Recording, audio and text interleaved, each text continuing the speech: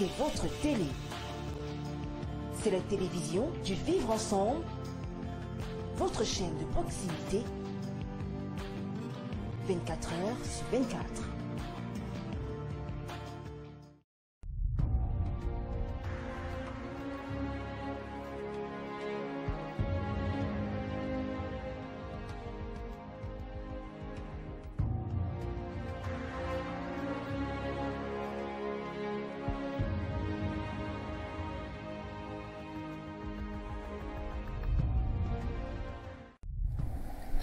Madame, Monsieur, bonsoir. Bienvenue à cette autre édition de votre émission désormais culte à vous la parole.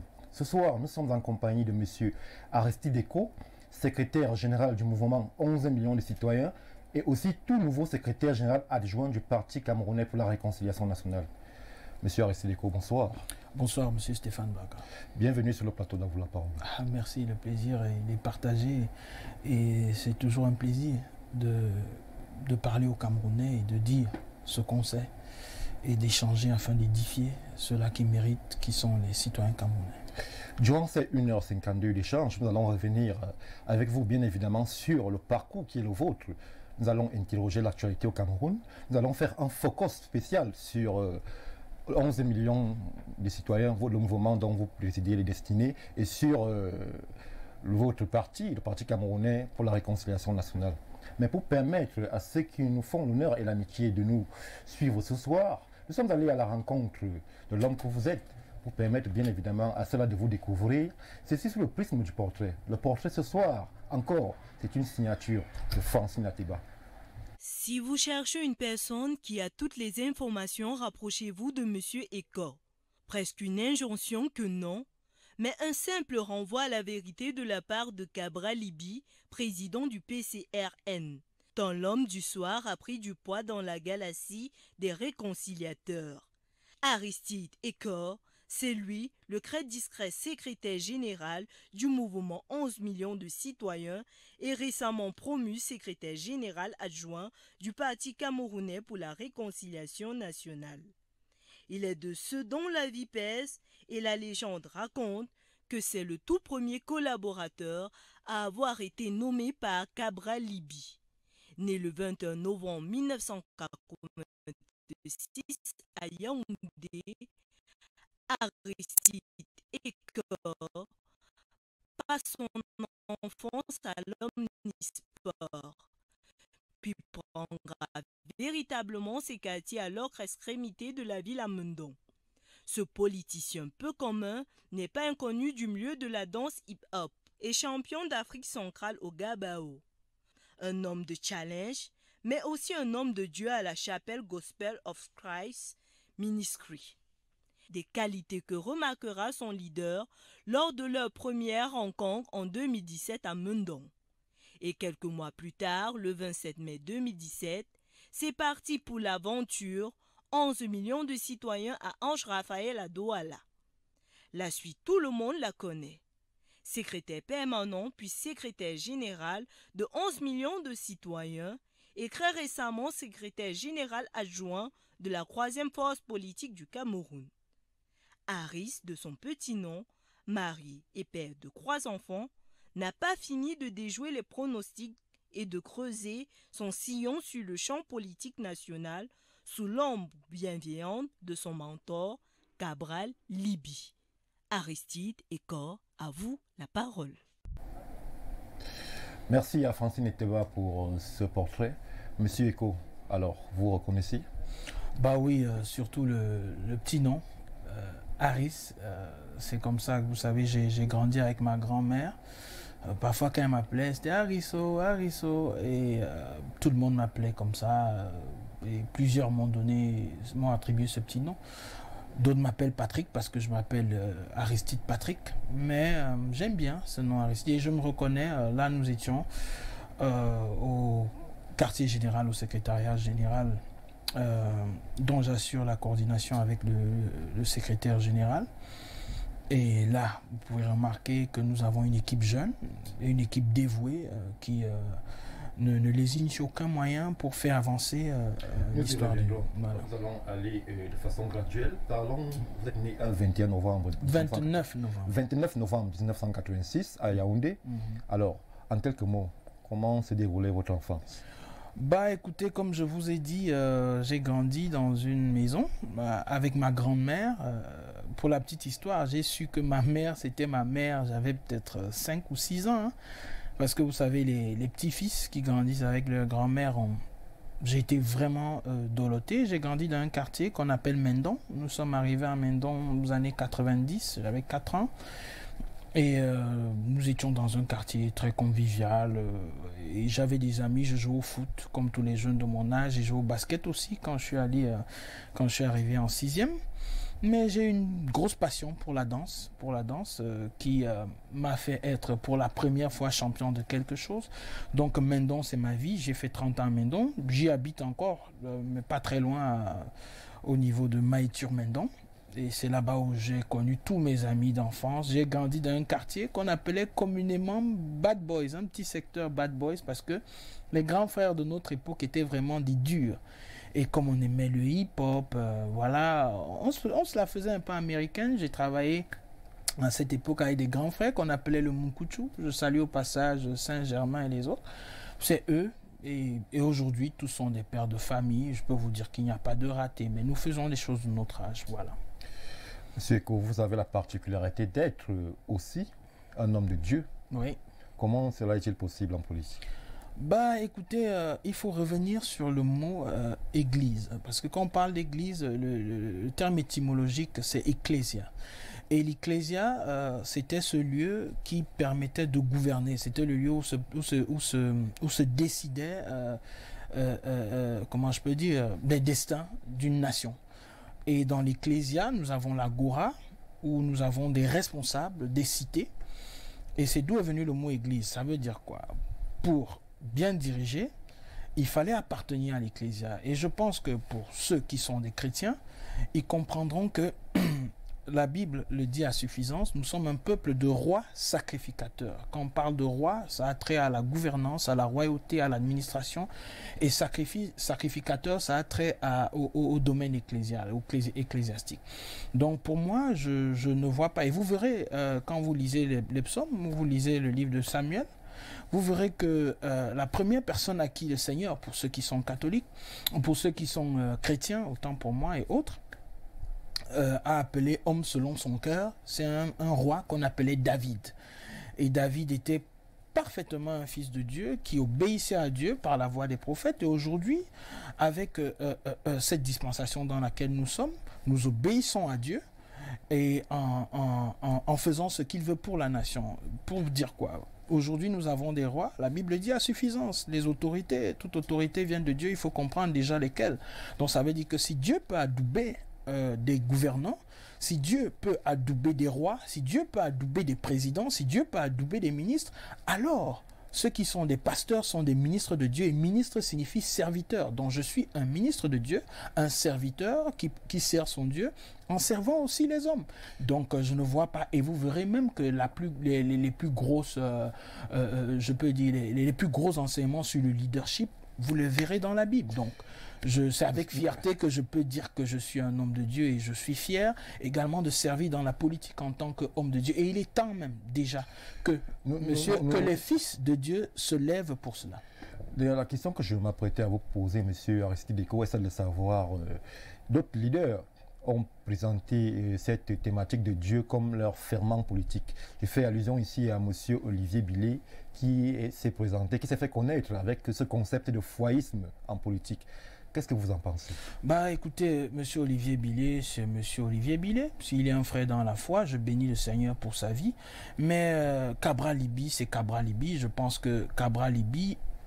Vous, en tant qu'homme de Dieu en politique, c'est un peu la nuance que je voulais faire. Comment vous vous appréciez cela? Bon, vous avez parlé d'un leader politique et moi je suis sous le leadership d'un monsieur qui s'appelle Cabral Libby, l'honorable Cabral Libby, qui est président du Parti camerounais pour la réconciliation nationale. Vous m'excusez si j'avais prononcé son nom en premier. C'était pour dire que vous n'avez jamais écouté comment il fait, comment je peux dire, une fixation sur une obédience particulière. C'est pour dire que moi également... ne s'est pas présenté au Camerounais en mettant Dieu comme ferment de l'idéologie de son parti. Moi également, je ne mets pas Dieu comme un ferment idéologique. Je vous dis que je suis un homme de Dieu. C'est un appel à l'Ecclésia pour dire que dans ma foi, je suis homme de Dieu.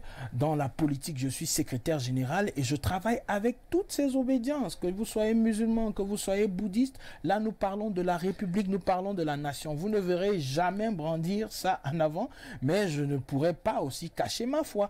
Donc il n'y a pas un foyisme dans le PCRN. Monsieur Aristide Eko ne fait pas un foyisme. Je suis un chrétien. Vous m'avez posé une question et je vous ai dit qui je suis, mais je ne prendrai jamais ma foi en avant pour présenter la politique que je fais. Non, les Camerounais, c'est un peuple laïque. Nous sommes appelés à gouverner tout le monde. Donc, nous n'allons pas imposer une obédience à quelqu'un. Donc, je suis chrétien et j'ai des frères musulmans, j'ai des frères bouddhistes. Donc, voilà. Monsieur Aristide Eko, nous remarquons que vous êtes plutôt jeune pour les responsabilités que vous occupez au sein de votre parti. Alors, comment s'est fait cette prise de fonction-là? Pourquoi? Quels sont les critères sur lesquels le leader, l'honorable Cabral Libby, s'est basé pour pouvoir vous accorder sa confiance? Bah écoutez... hormis du fait qu'il promeut la jeunesse. Vous savez, je rencontre M. Cabral Libby en juillet 2017. Je sortais d'un programme spirituel avec des frères pasteurs du côté du Palais des Congrès qu'on appelait CCI, Christ Commission International. Et je sortais d'une période où je voulais voir clair sur ma vie parce que je savais que j'avais un appel en politique. Et après avoir passé du temps calme avec le Seigneur m'a dit... C'est le moment d'entrer en politique, je l'ai reçu comme ça. Et j'ai fait ma prière, j'ai dit je veux un parti sérieux, je ne veux pas un parti de filou, je ne veux pas un parti condescendant, un parti qui méprise tout le monde, qui méprise également les lois de la République. Même s'il n'est pas connu, je veux quelqu'un, Seigneur, c'est toi qui m'appelles. Et c'est comme ça que je déménage de ma maison avec mon épouse, que je salue au passage, qui est en train de nous regarder, que j'aime très fort, que je salue. Et c'est comme ça, quand je déménage, je vais à Maïtur-Mendon. Quand je suis à Maïtur-Mendon, je dis à mon épouse que chérie, je pense que c'est le moment, il faut que je dois entrer en politique parce que je l'ai reçu comme ça. Quand tu vas sortir, achète-moi une rame de papier, je vais commencer à écrire mon programme politique basé sur les épis de l'apôtre Paul parce que l'apôtre Paul dit beaucoup de choses en politique. Et un jour comme ça, quand je sors, je vais vous rappeler que la plupart de mes camarades, je ne connaissais pas M. Cabral Libby. Tout le monde dit souvent, je le suis depuis. Je l'avais vu 2 ou 3 fois à une dédicace d'un livre et je me disais, ce monsieur, j'ai dit à ma femme, nous allons cotiser de l'argent et chaque mois, nous allons lui donner 50 000 francs pour qu'il m'aide à écrire mon programme politique. Et puis, il avait lancé le mouvement, il y avait peut-être 1 ou 2 mois. Et quand je sors, je suis sur une moto et je le vois. Je descends de la moto, je dis, monsieur, je vous cherche depuis. J'ai parlé pendant 1 heure. Il me regardait.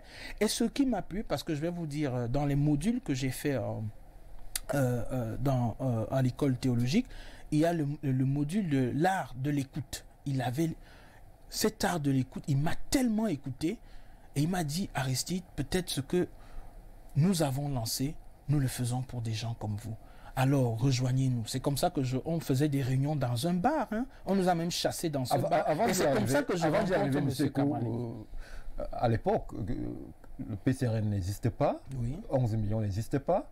Vous rencontrez un individu qui jouissait d'une réputation, vous décidez de vous aventurer comme ça avec lui parce que vous avez eu une révélation. N'est-ce pas un peu hasardeux? Non, c'est pas hasardeux. Moi, je vous ai dit, je suis un homme de foi et je fais très bien confiance en celui en qui je crois. Et j'ai pensé que, en le voyant, je ne savais même pas encore que c'était lui. Mais je me suis dit, si je le vois aujourd'hui, parce que je ne me délecte jamais du divin dans ma vie, mais alors jamais. Donc même chez moi, le désordre est ordonné. Il n'y a pas de hasard. C'est-à-dire que vous engagez votre carrière politique sur un coup du hasard. La preuve aujourd'hui, 3 ans plus tard, c'est pas le hasard. j'ai pas fait le mauvais choix, ou lui n'a non plus fait le mauvais choix. Nous avons des élus 206, nous avons des députés, nous avons des maires, je suis secrétaire. Avant d'y arriver, revenons d'abord sur le début, M. Aristide Deco, pour que ceux qui nous suivent ne se perdent pas et permettent de situer votre parcours. Alors, vous rencontrez votre leader, Cabral Libi, vous lui parlez de l'ambition qui est vôtre, Voilà. celle d'entrer en politique. Qu'est-ce qu'il vous dit? Il n'a pas de parti politique à l'époque? Bon, il n'a pas de parti politique, et il me dit ceci. Et M. Cabral Libi, l'honorable Cabral Libi, parle toujours avec le nous. Il ne dit jamais, mais alors avec moi, le je. Donc il n'est pas un mégalomane. Il dit ce que nous avons lancé, parce qu'il parlait de ces jeunes-là, parce que je prends le mouvement En Marche. Il y avait des jeunes comme Christian Djok, Thomas Malanga, Fomo, Franck Martial, Ramos Messé, Poutine, le lion, Fritz Batum, à Douala qui avait lancé, et il dit ce que nous avons commencé, c'est pour changer le Cameroun. Et Aristide, nous allons le changer ensemble. Et quand je vais à la première réunion, je me rends compte, c'est vrai que c'était encore puéril, juvénile, mais je me suis dit, il y a du bon dans cette histoire. Il faut juste que nous nous mettions ensemble pour donner une forme, pour donner corps à cet esprit, cette âme d'un Cameroun nouveau que ce monsieur incarne. Parce qu'il faut se dire, quand une vision est donnée, il y a un dépositaire de la vision. Il y a 3 ans plus tard, il n'incarnait encore pas grand-chose. Bon, pour moi, pour vous, il était il incarnait en Paris. Non, pour moi, pas en Paris. Pour moi, il incarnait quelque chose. Rien ne pouvait prédire. Vous savez, dans notre contexte aujourd'hui, quand un jeune se lève face à la machine politique du parti au pouvoir, un jeune qui a face à lui des ministres, des recteurs et tout, mais il faut oser. Pour moi, c'était ça. Moi, d'abord, je suis personnellement quelqu'un de très courageux. Pour ceux qui me connaissent, que ce soit dans la danse, dans ce que j'ai fait, je suis très courageux et parfois obtus quand je prends mes décisions, parce que je marche avec une clairvoyance et avec un discernement. Et je pense que ce qui a permis à M. Cabral Libi de me séduire davantage, c'était ce courage. Et nous étions dans un contexte où nous ne savons même pas, nous n'avons pas un lendemain politique jeune de ce pays. Et quand un jeune se lève, et vous savez, c'est très dur. C'est très dur. Avant d'être un parti politique, pour un jeune, c'est d'abord 11 millions de citoyens, un mouvement qui visait à susciter l'intérêt jeune en politique et à susciter les inscriptions, surtout de la masse jeune, au niveau de l'ECAM. Alors, racontez-nous. Écoutez, M. Cabral Libi le dit souvent à suffisance. C'est en avril qu'il annonce qu'il va entrer en politique, avant qu'il ne crée, il ne fonde le mouvement 11 millions. Donc lui, il avait déjà en tête d'entrer en politique. Mais il est entré par un mouvement associatif qui a un droit. Mais écoutez, vous savez, aujourd'hui, le vote est un droit citoyen. Un droit juridique et un devoir citoyen. Que vous le voulez ou pas, la politique inclut le vote. Donc, quand vous voyez quelqu'un déjà dire qu'il va inscrire les Camerounais, ça veut dire que ça a un voisinage ou une anonymité avec la politique. Donc, ne soyez pas, ne me dites pas que vous ne croyez pas que quand il parle déjà de vote, c'est pour que les politiciens soient abreuvés par ces votes-là. Donc, M. Cabral Libi n'avait pas dit encore formellement qu'il sera candidat, mais il a dit qu'il entre en politique et il voulait faire un acte citoyen qui est un devoir, qui est les inscriptions sur les listes électorales. Revenons aussi encore à 11 millions. 11 millions est un mouvement qui n'a rien à parti politique. Il est même apolitique. Rien du tout. Oui, apolitique. Alors, comment est-ce que ce mouvement-là migre et M. Cabral Libi entre en politique? Vous voyez qu'il y a... non, mais écoutez, c'est clair. C'est un peu confus. Est-ce que ces 11 millions n'est pas le cheval de Troie emprunté par le leader, votre leader, pour entrer en politique? Non, pas du tout. Écoutez bien. Vous savez, le Cameroun était en crise d'identité démocratique et politique.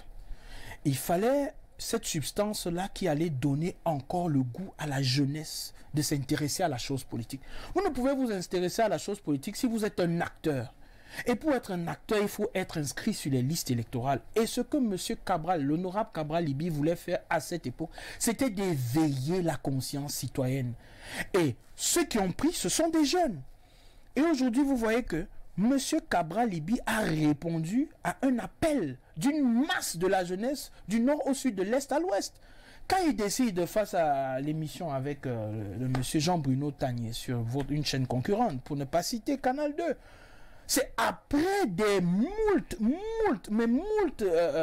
appels à ce monsieur que monsieur, vous incarnez l'espoir de la jeunesse. Et je me souviens encore quand il est à Bamenda, il le dit souvent, il n'a même pas encore annoncé dans les médias, mais les médias annonçaient déjà qu'il est le futur Macron. Il n'avait dit à personne, parce que les gens voyaient en lui celui-là qui pouvait incarner un sursaut de réveil au niveau de la jeunesse. Et quand vous voyez tous ces appels, et vous voyez que vous avez du potentiel pour le faire, mais vous acceptez. Vous remarquerez bien qu'il a annoncé officiellement sa candidature en 2018, mais en fin 2017, le mouvement 11 millions de citoyens avec le parti Univers devait mettre en exergue ces jeunes-là qui ont eu ce sursaut de réveil dans l'affaire démocratique. Donc il n'était pas encore candidat, mais il a pris un appareil pour permettre aux jeunes de se présenter. À la fusion avec le parti Univers, pourquoi ne pas avoir créé son propre parti politique? Mais je vous l'ai dit dans Temps d'émission. Il ne crée pas un parti politique parce qu'il n'a pas pour ambition de créer un parti politique. Il voulait être cet ingrédient qui va réveiller et susciter un éveil dans la démocratie en ce qui concerne un certain milieu qui est abandonné, qui représente près de 67% de la population camerounaise, qui est le milieu jeune. Tant mieux, les aînés ont aussi suivi le mouvement, puisque dans le mouvement 11 millions, vous pouvez voir des gens d'un certain âge, du deuxième âge, du troisième âge. Donc, il n'avait pas... il avait in fine cette ambition. Aujourd'hui, il est président d'un parti politique. Il aurait d'abord créé. Et je vais même vous dire que quand on va avec Univers, c'était sans ambition d'avoir un parti politique, puisqu'on s'est dit, on s'accorde. Et on cherchait un père, on cherchait un parti qui allait marcher avec l'idée, la vision de 11 millions qui est pour un Cameroun qui protège les citoyens et qui libère les énergies. Donc c'était ça, et on cherchait une plateforme pour libérer ces énergies-là. Dieu merci, nous avons rencontré le professeur Koumvondo et nous avons eu la possibilité de le faire. Monsieur Cabral Libi, s'il devait créer un parti, il le faisait avant. Mais il a marché avec une association parce que son but premier, c'est l'éveil. Et il le dit même souvent, sa finalité, c'est pas d'être président. Sa finalité, c'est de marquer le Cameroun et en réveillant encore cette démocratie et ce souci de patriotisme qui était mort dans les Camerounais. Et il a raison aujourd'hui. Aujourd'hui, nous voyons plusieurs jeunes qui sont députés, qui sont maires et qui ont même des postes ministériels qui bénéficient de cette action. Revenons à l'avant-campagne, lors de la fusion avec le parti Univers. Alors, comment est-ce qu'elle se passe concrètement? Quelle était l'idéologie qui animait le mouvement 11 millions et quel était celui du parti Univers? Comment ça s'est joint tout ça? Bon, écoutez, là, M. Cabral Libi sera en Gaoundéré pour la campagne d'inscription parce que nous avons des citoyens, des concitoyens du nord au sud, de la Damawa, de l'extrême nord, qui demandaient à voir M. Cabral Libi pour aller implanter le mouvement 11 millions là-bas. Mais puisque nous avons déjà une jeunesse qui demandait déjà à M. Cabral Libi de ne pas en rester aux inscriptions, il fallait donc déjà trouver et prévoir, parce que la foi aussi c'est la prévention, et prévoir déjà cet appareil politique, puisque nous n'étions pas un parti politique. Avoir cet appareil politique qui pouvait faire en sorte que les jeunes qui voudront entrer en politique s'expriment, mais avec la dynamique de 11 millions. C'est comme ça qu'il rencontre le professeur Koumvondo. Il présente le projet au professeur Koumvondo, qui adhère et qui dit il est très fan de Cabral, il admire son dynamisme, il admire son éloquence et sa clairvoyance. C'est comme ça qu'il décide donc de venir à Yaoundé et d'accompagner la dynamique, parce que 11 millions, Univers, c'était une dynamique contractuelle. Je voudrais qu'on se comprenne bien. C'était pas une fusion. Non, pas du tout. Une dynamique contractuelle. Une dynamique contractuelle ou encore un mariage. Un mariage qui n'était pas incestueux, bien évidemment, mais ce n'était pas une fusion. 11 millions ne fusionnaient pas dans Univers. Ils ont fait un contrat, un partenariat de travail, et voilà. L'élection passée, pourquoi ce mariage n'a pas duré? Bah écoutez, vous savez, ce que j'ai appris malheureusement en politique, et qui pourrait donner raison à un certain philosophe qui l'a dit, l'homme est ondoyant et divers. Vous savez, chacun a ses ambitions en politique, et aujourd'hui, moi éternellement je dirais, toujours merci au papa qu'on appelle Papa Koumvondo. Papa Koumvondo a osé croire à ce monsieur qu'on appelle Cabral Libye. Et en tant que père, moi personnellement, j'ai beaucoup appris de monsieur Koumvondo. Et à un moment, lui-même il le dit souvent, quand un enfant grandit, il faut l'aider à grandir. Mais je puis vous dire que jamais, au grand jamais, nous n'avons voulu stopper ce mariage, mais ce mariage a été stoppé. Quelles étaient les principales pierres d'achoppement à la continuité de cet attelage univers 11 millions de citoyens? Vous savez qu'après la présidentielle... Certains ont parlé d'une affaire de gros sous qui aurait été pris ici et là et peut-être le partage n'aurait pas été celui qu'on espérait. Écoutez, s'il y avait des sous, ça se serait vu. Et quand même il y a des sous, il y a même toujours union. En termes de partage, qui devait partager ou qui ne devait pas partager, moi, tout ce que je peux vous dire, c'est que il faut comprendre qu'après les élections présidentielles, Monsieur Cabral Libye et tout le mouvement 11 millions prend une autre posture et une autre stature. Parce que là, nous sommes 3e à l'élection présidentielle. Et nous devenons naturellement la 3e force après, la 3e force à cet instant après le MRC. Et monsieur Cabral Libye n'est plus monsieur tout le monde. Il ne peut plus simplement être coordonnateur d'une association. Il doit entrer en politique, il doit avoir une carrure politique et pour cela il faut même... la main qui vous a fait grandir. C'est pas ce que je dis. Monsieur Cabral Libye a présenté la nécessité d'entrer dans le parti Univers. Ça n'a pas été accepté comme nous l'attendons du côté du père. Pour occuper quelle fonction, quel poste dans l'univers? Écoutez, il y avait des postes, il y avait secrétaire général par coordonnateur, il y avait des postes. Monsieur Cabral Libye n'ayant jamais eu la prétention d'avoir un parti politique, il se contenterait de ce que le professeur allait lui donner, mais le professeur a jugé, c'était une réunion qui s'est tenue le 3 mars, le professeur a jugé que ce n'était pas encore le moment et que monsieur Cabral Libye n'avait pas une place, du moins pour l'instant, dans ce parti. Mais vous savez que à cette période, les élections municipales et législatives venaient juste en mars. Et un monsieur de son acabit ne peut pas se présenter dans une élection s'il n'a pas une place dans un parti politique. Et malheureusement, le mariage devait aller à sa fin. Mais je peux vous dire aujourd'hui que jamais vous n'entendrez monsieur Cabral Libye regretter un seul instant d'avoir eu ce mariage avec Univers. Nous, pareil pour moi. Moi, je vous ai dit tout à l'heure, j'ai beaucoup appris de ce monsieur. Moi, je me suis même vu un instant à Univers. Mais moi, je pense que peut-être c'est aussi la force des choses qui n'a pas voulu que nous continuions ce mariage. Parce qu'après, peut-être ça allait devenir une fusion et ceux qui allaient rester dans l'association allaient rester dans l'association et d'autres allaient entrer dans Univers. Mais je puis vous dire aujourd'hui, nous avons de très bons souvenirs de ce mariage et nous ne le regrettons pas. L'élection terminée, vous séparez de Univers. Il y a plusieurs fois où on annonce la création d'un parti politique de Cabral Libye et c'est plusieurs échecs. Plusieurs fois, vous n'avez pas les accords au niveau du ministère de l'administration territoriale. Comment vous vivez cette période un peu trouble? Monsieur Stéphane Barga, je vais vous dire aujourd'hui. Je pense que les moments les plus durs de ma vie politique jusqu'ici, c'était cette période. Imaginez-vous, vous êtes la 3e force politique d'un pays. Vous n'avez pas droit à parler. Parce que même en tant que 11 millions de citoyens ou autres, on nous muselait. Vous n'avez même pas droit de faire la politique convenablement parce que vous n'avez pas de parti. Vous êtes cerné de toutes parts.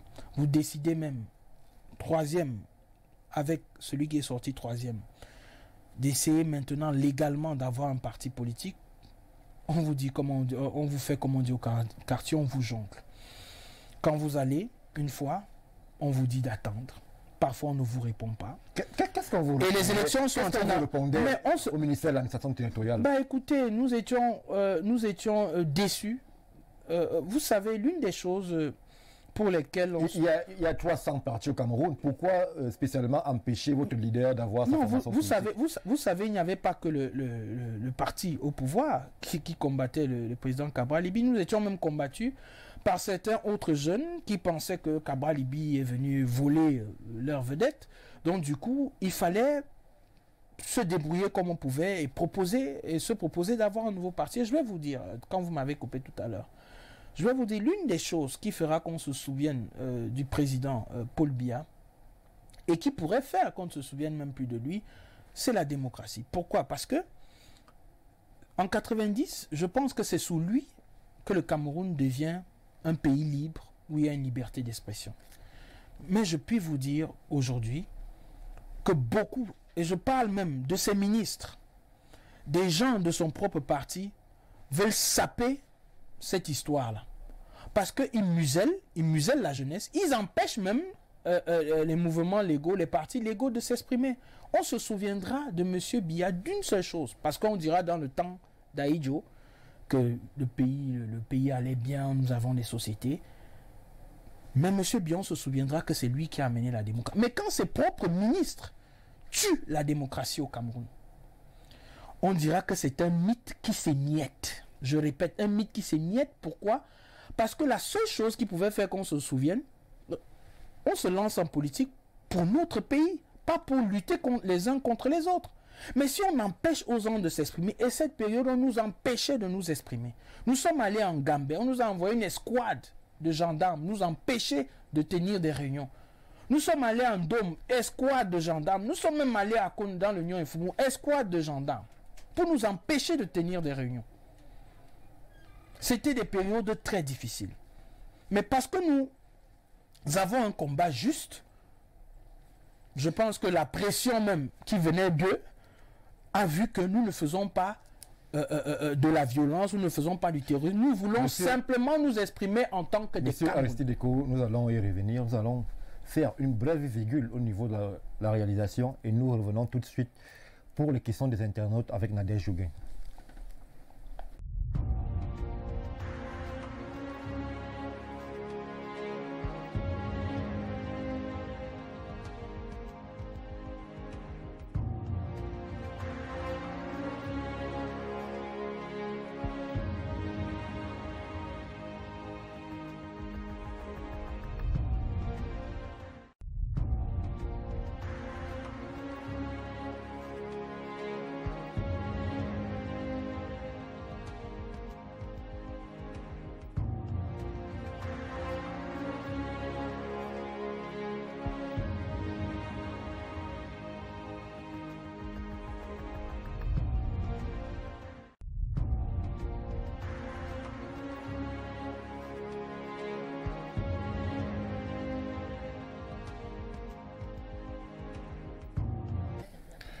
Retour sur le plateau d'À vous la parole. Nous avons été rejoints par notre collègue Nadège Jouguin pour les questions des internautes. Bonsoir Nadège. Bonsoir Stéphane.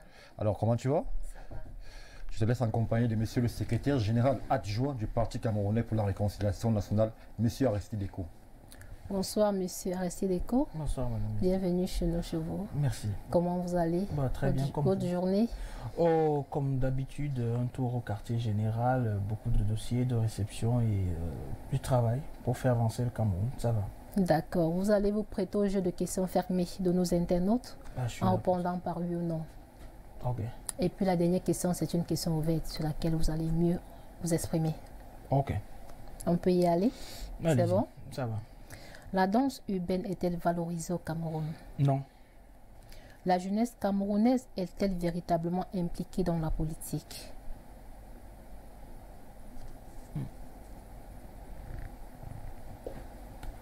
Oui. 11 millions de citoyens et le PCRN sont-ils liés? Yeah. Oui. Compte tenu du flux d'informations vraies ou fausses qu'ils véhiculent, les réseaux sociaux peuvent-ils fragiliser le Cameroun? Oui. Croyez-vous que la nouvelle génération peut valablement remplacer le régime actuel? Oui. Le président de votre formation politique, le PCRN, l'honorable Cabral Libi, entretient-il des relations officieuses avec le régime en place ou certains de ses membres? Non. Le poste de secrétaire général adjoint au PCRN fait-il de vous un privilégié? Oui.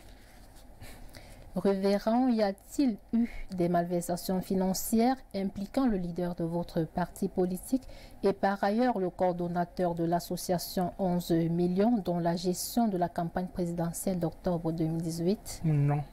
Et puis pour sortir avec cette question ouverte, que pensez-vous de la longévité du chef de l'État au pouvoir? Bah, vous savez, il n'y a pas que la longévité au Cameroun. Voilà, ça m'échappe. Le chef de l'État. Le chef de l'État. Dans d'autres pays, nous voyons, mais ce qui dérange avec la longévité, c'est quand nous n'avons pas un renouvellement clair d'une vision d'un pays. Et on a l'impression que c'est un peu le cas.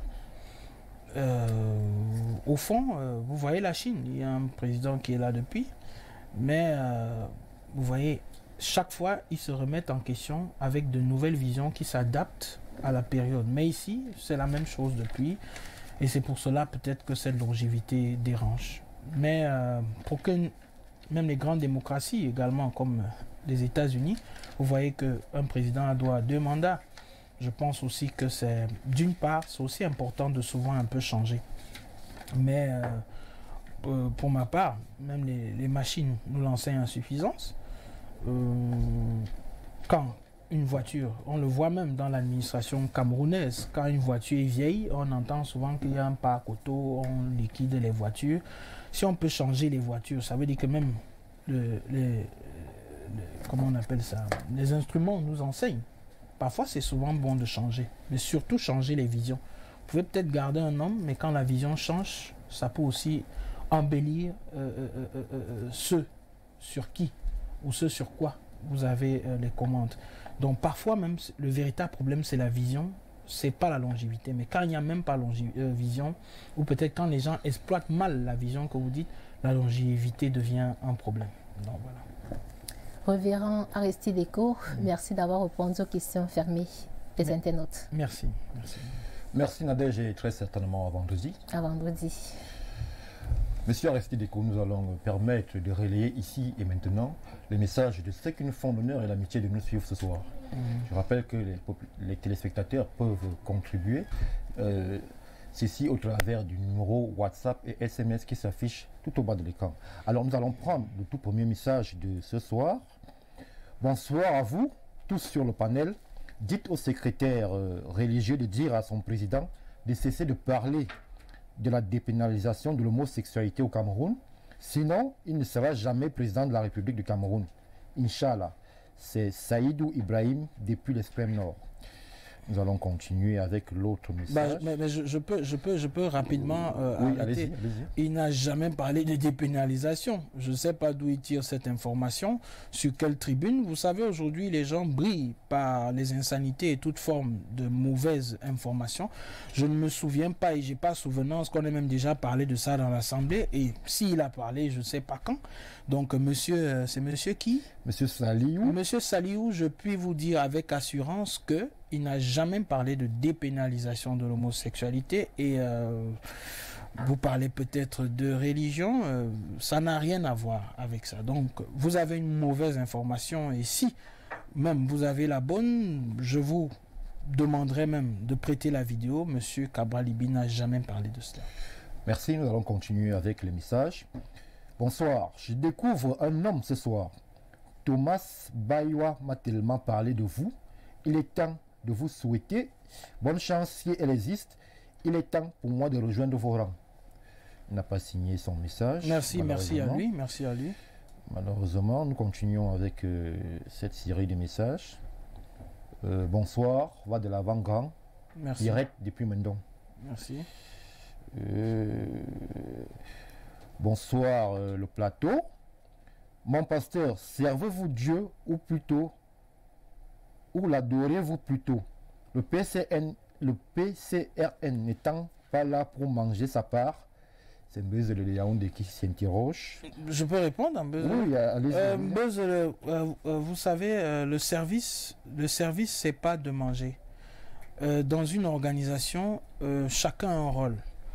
Moi, je suis en train de servir actuellement une cause et les principes de leadership, que ce soit chrétien ou autre, nécessitent à respecter respecter la hiérarchie et l'autorité. Et nous avons entamé quelque chose qui a suscité de l'espoir à la jeunesse. Beaucoup en profitent aujourd'hui, même ceux qui ne sont pas de notre chapelle politique. Au niveau de l'adoration, j'adore le Seigneur et vous ne verrez nulle part, mais je dis bien nulle part, ce qui empêche à quelqu'un qui sert le Seigneur et qui adore le Seigneur de gouverner un pays ou de participer à la gouvernance. Sinon, tout ce qui vous dirige, même dans vos maisons, qui sont les gouvernants de vos vies, sont des diables. Donc, tout dépend de la personne et de la quintessence de ce que la personne a. Si vous venez avec des mauvaises intentions en politique, vous serez un mauvais dirigeant. Vous venez avec des intentions nobles, vous serez un bon dirigeant. Nous allons continuer avec cet autre message. Bonjour, ce beau plateau. Oui, en pleine corruption, l'avocat est-il encore efficace? Nous avons l'impression qu'ils sont presque tous devenus des avocats lolo. Vous êtes du RDPC? Bon, je sais pas. Bon, de quoi il parle? Je sais pas trop de quoi il parle. De quoi il s'agit. Nous avons un autre message. Bonsoir mon révérend. Je suis très honoré de t'avoir comme ami et frère. C'est le bishop Dr Rodolphe Moussinga. Oh, bishop. Shalom, shalom mon frère, depuis Douala. Ah, merci mon frère, moi également. Alors, nous allons arrêter là pour cette première partie dédiée aux SMS et aux signes sur WhatsApp. Alors, monsieur Aristide Deco, revenons à 11 millions dont vous assurez le secrétariat. Alors, 11 millions nés de quoi? Quelle est l'idée qui provoque la naissance de 11 millions? Comme je vous ai dit, c'est un éveil à la citoyenneté. Un éveil à la citoyenneté parce qu'aujourd'hui, en cette période-là, il était remarqué et vu et su de tous que la démocratie au niveau jeune était moribonde et il y avait un désintéressement, mais alors gros désintéressement de l'affaire politique au Cameroun. Les aînés le disent souvent à suffisance. Nous sommes la jeunesse et le fer de lance de la nation. Mais si cette jeunesse est même devenue le fer de l'encre qui bat encore la jeunesse et qui va décimer la nation, il y a problème.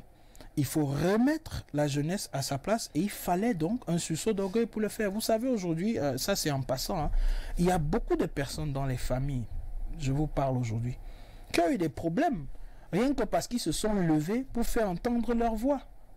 Pourquoi? Parce qu'on a l'impression que la jeunesse est embastillée.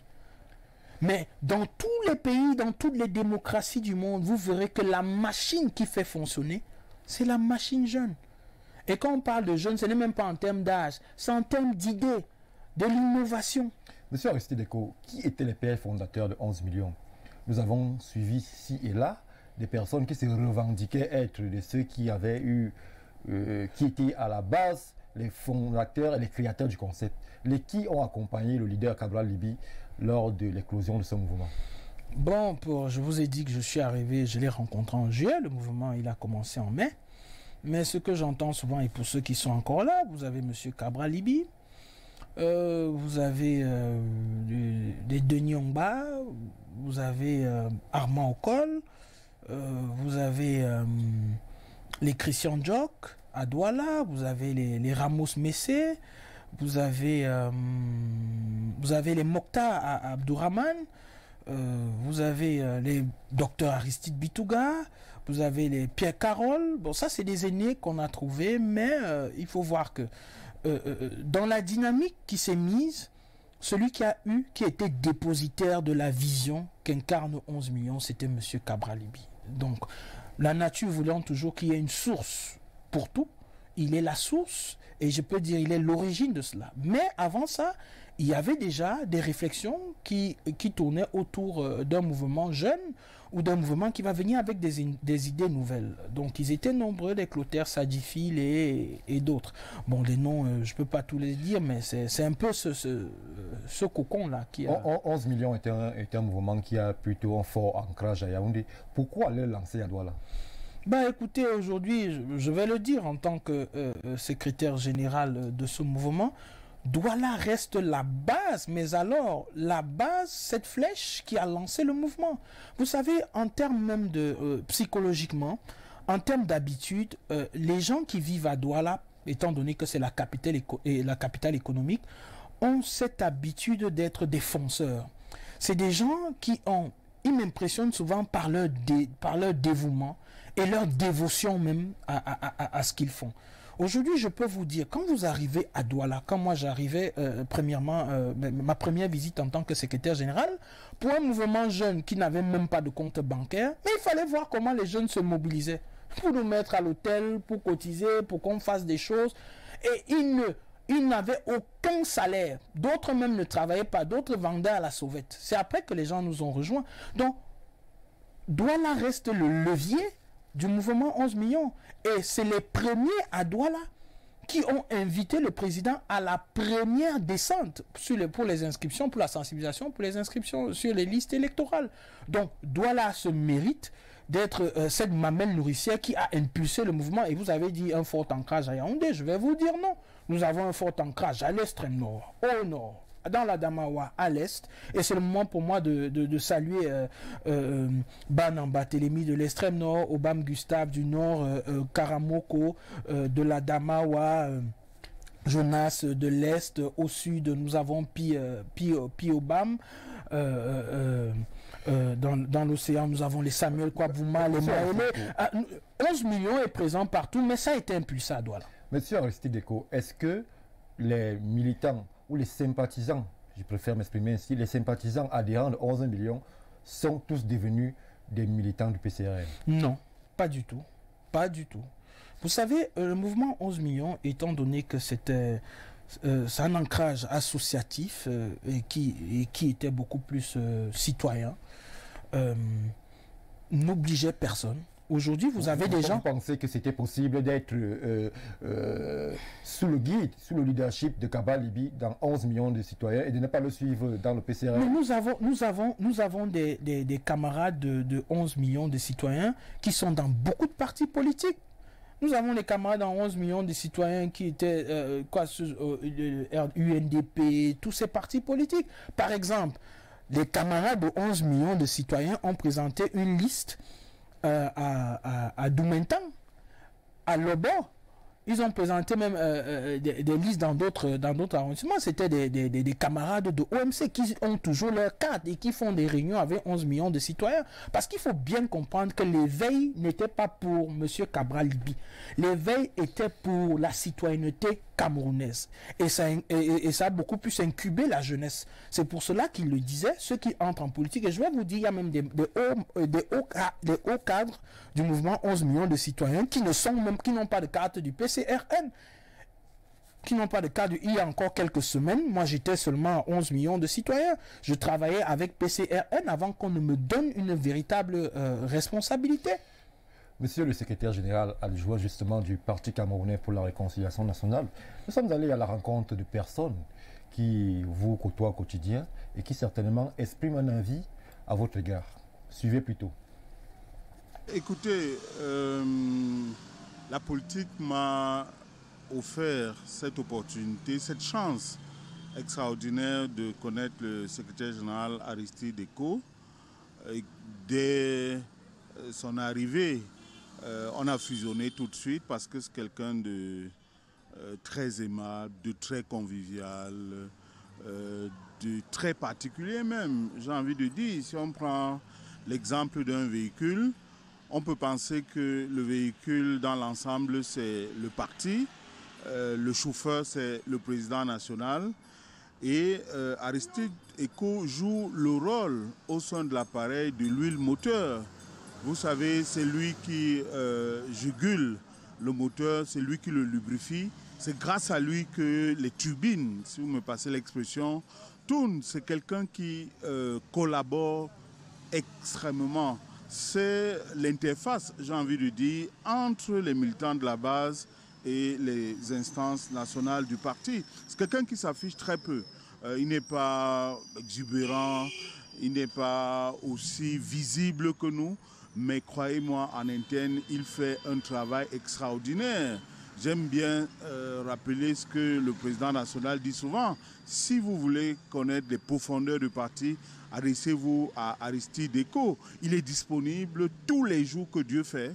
il est là, il part de chez lui le matin, il est toujours au téléphone, il est toujours en train de s'informer. Je peux vous donner une autre petite anecdote.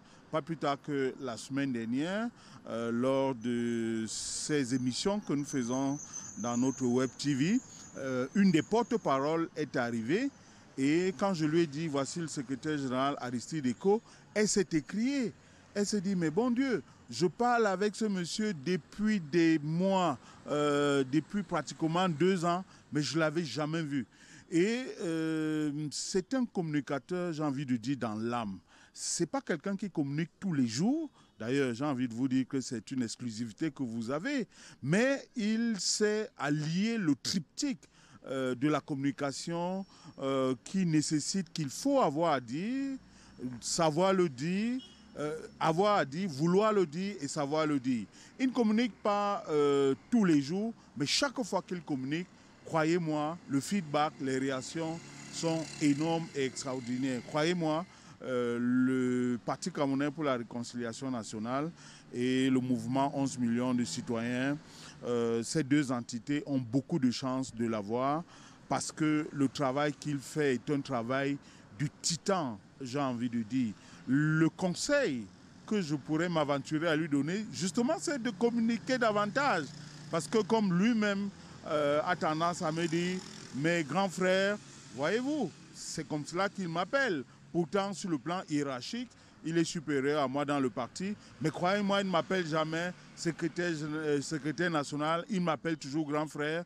Et c'est quelqu'un qui sait demander conseil. Il ne se considère pas comme quelqu'un qui a la science infuse. Il est toujours en train de référer aux gens. Il est toujours en train d'appeler pour avoir la bonne information parce que c'est le bras séculier du président national.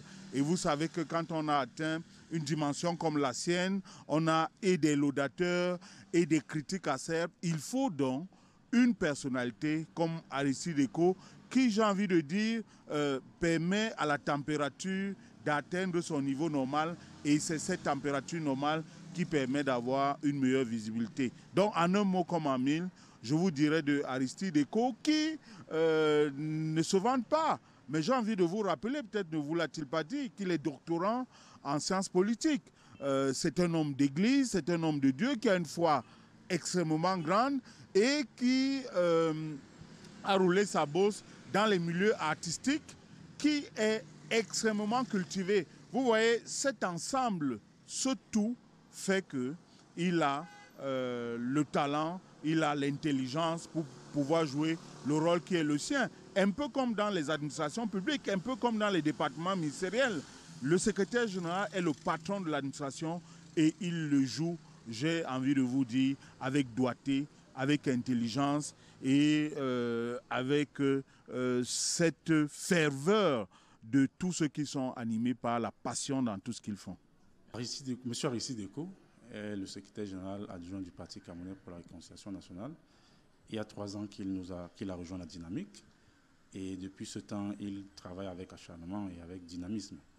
Je crois que c'est un monsieur d'une humilité tout à fait particulière. Je ne le dis pas pour le flatter, je le dis parce que ce que je dis peut être vérifié et vérifiable par plus d'une personne. Donc, je l'invite à rester tel qu'il est, à continuer à faire confiance au leader national et à continuer à travailler pour que davantage le Cameroun devienne ce que nous souhaitons tous qu'il soit dans peu de temps. Aristide Eko, le SG, c'est celui qui m'a accueilli quand j'arrive à 11 millions de citoyens. Je viens de l'UPC, je suis un peu dépaysé dans cet environnement de jeunes et il m'a accueilli comme on accueille un enfant et il m'a bien encadré. C'est quelqu'un de très proche de tout le monde. C'est quelqu'un de très compréhensif qui va dans les détails où on n'attend pas souvent la différence. C'est là-bas où il va chercher souvent pour résoudre des problèmes. Et c'est quelqu'un qui se soucie plus des plus faibles. Et surtout, il a une maxime, il dit, il ne considère que ce qui est positif en un homme. Il ne regarde jamais les erreurs parce que c'est ce qui est positif qui bâtit l'avenir. Et c'est quelqu'un qui travaille beaucoup, toujours là. Parfois au détriment de sa famille. Et c'est quelqu'un que j'encourage beaucoup. C'est un jeune dynamique, c'est un jeune intelligent, c'est un jeune visionnaire. Ce sont ses grandes qualités. Aristide Eko, qu'est-ce que je peux dire comme conseil? C'est que la politique, c'est construire l'avenir, c'est regarder devant, mais la politique aussi, c'est un peu plus de prudence. Ce que je peux lui conseiller, parfois, il faut être dur. Parfois, il faut savoir réprimander. Retour sur le plateau d'À vous la parole. Nous allons essayer de repartir au téléphone avec les messages très nombreux ce soir. Alors, nous prenons celui-ci. Bonsoir le plateau. Lorsqu'un homme de Dieu qui doit être neutre s'intéresse plutôt à la politique, il devient un danger pour la société. Les colons sont venus avec la Bible en main pour exploiter l'Afrique. La politique est un jeu dangereux, imbibé d'intérêts égoïstes que Eko trompe les ignorants. C'est Sa Majesté Atangana qui... Sa Majesté, j'ai beaucoup de respect pour quelqu'un qui porte Sa Majesté, mais vous semblez ne pas connaître l'histoire et je vais me permettre de vous donner. Les Blancs n'ont pas amené la Bible en Afrique, ça c'est ce qu'on vous dit. Je vais vous dire que le premier roi noir... Vous répondez à Sa Majesté. Non, c'est juste pour lui dire que la chrétienté est arrivée en Afrique avant même que les Blancs ne l'amènent ici. C'est ce que les gens croient. Parce que quand vous voyez ceux qui ont accepté Dieu, les Blancs dont ils parlent, eux, c'était des philosophes. Et aujourd'hui, quand vous voyez l'Afrique, ce qu'on appelle aujourd'hui l'Afrique, ça s'appelait en fait avant l'Éthiopie ou encore le Grand Bénin.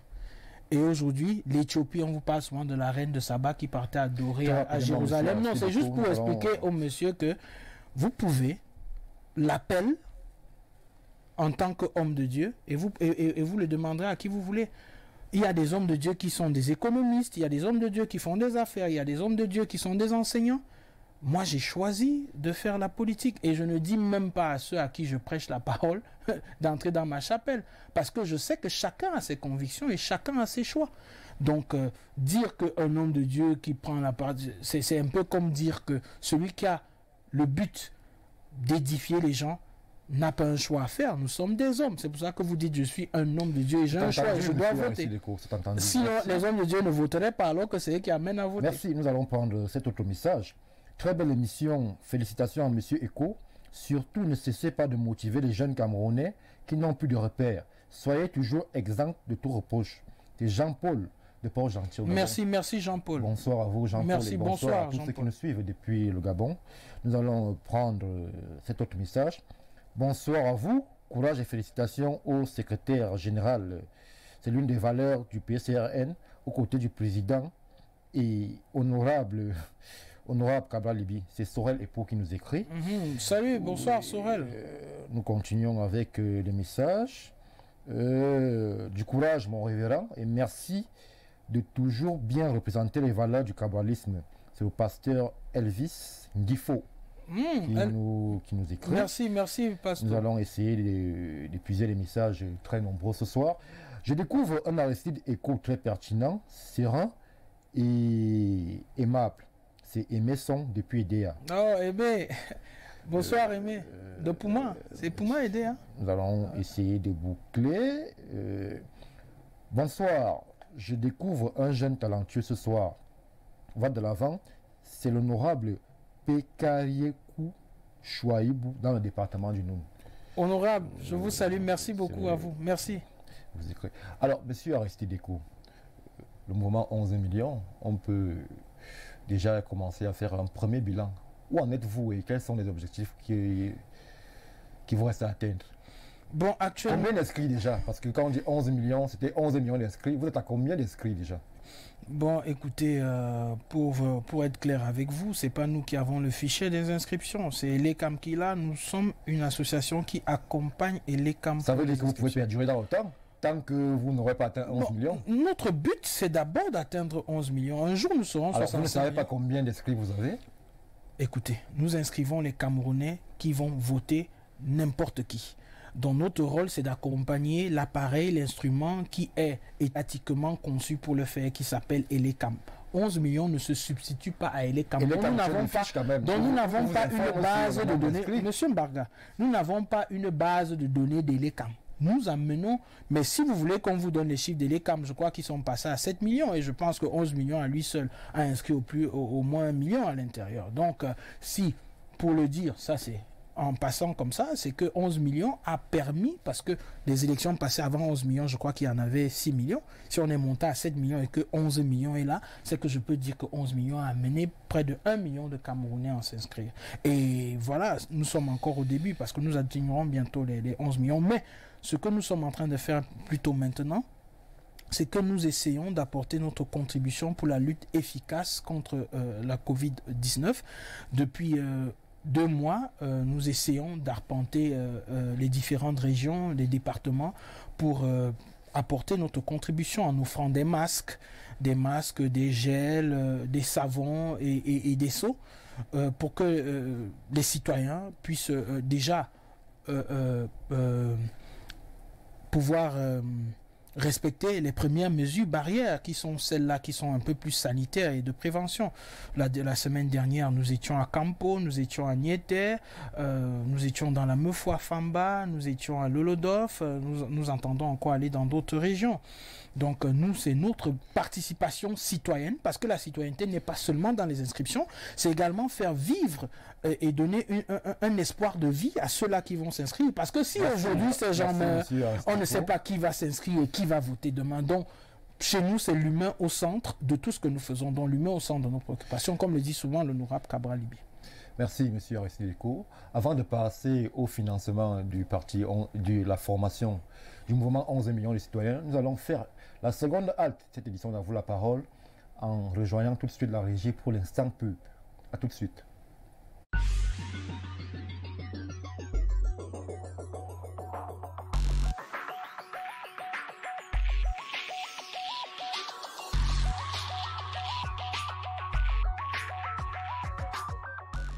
Is it possible to have a credit card that can allow you to do some transactions from any ATM? With Vision Finance Card, it is now possible. Bank cards from Vision Finance, Ayon, Esingang, Diamond and Asimba are linked to your account. They all have a weekly withdrawal limit. But the most interesting thing is, with sharing and pooling of GMAC, you can carry out your transactions at the ATM of any partner bank in Cameroon and within Central Africa.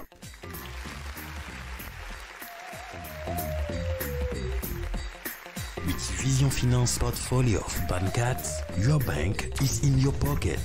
Vision Finance, l'avenir dans la finance. Coronavirus. Pour vous protéger et protéger les autres du coronavirus, adoptez ces gestes simples. Lavez-vous très régulièrement les mains ou utilisez une solution hydroalcoolique.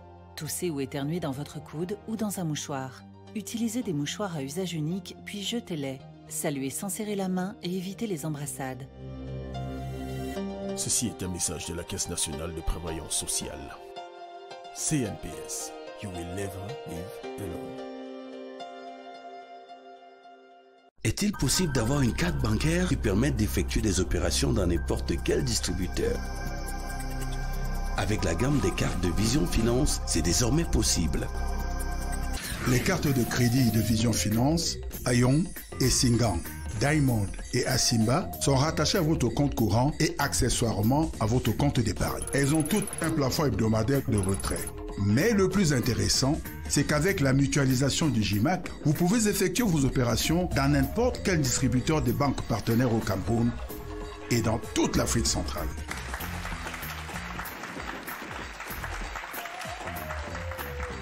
Avec la gamme de cartes de Vision Finance, votre banque est dans votre poche. Vision Finance, l'avenir dans la finance.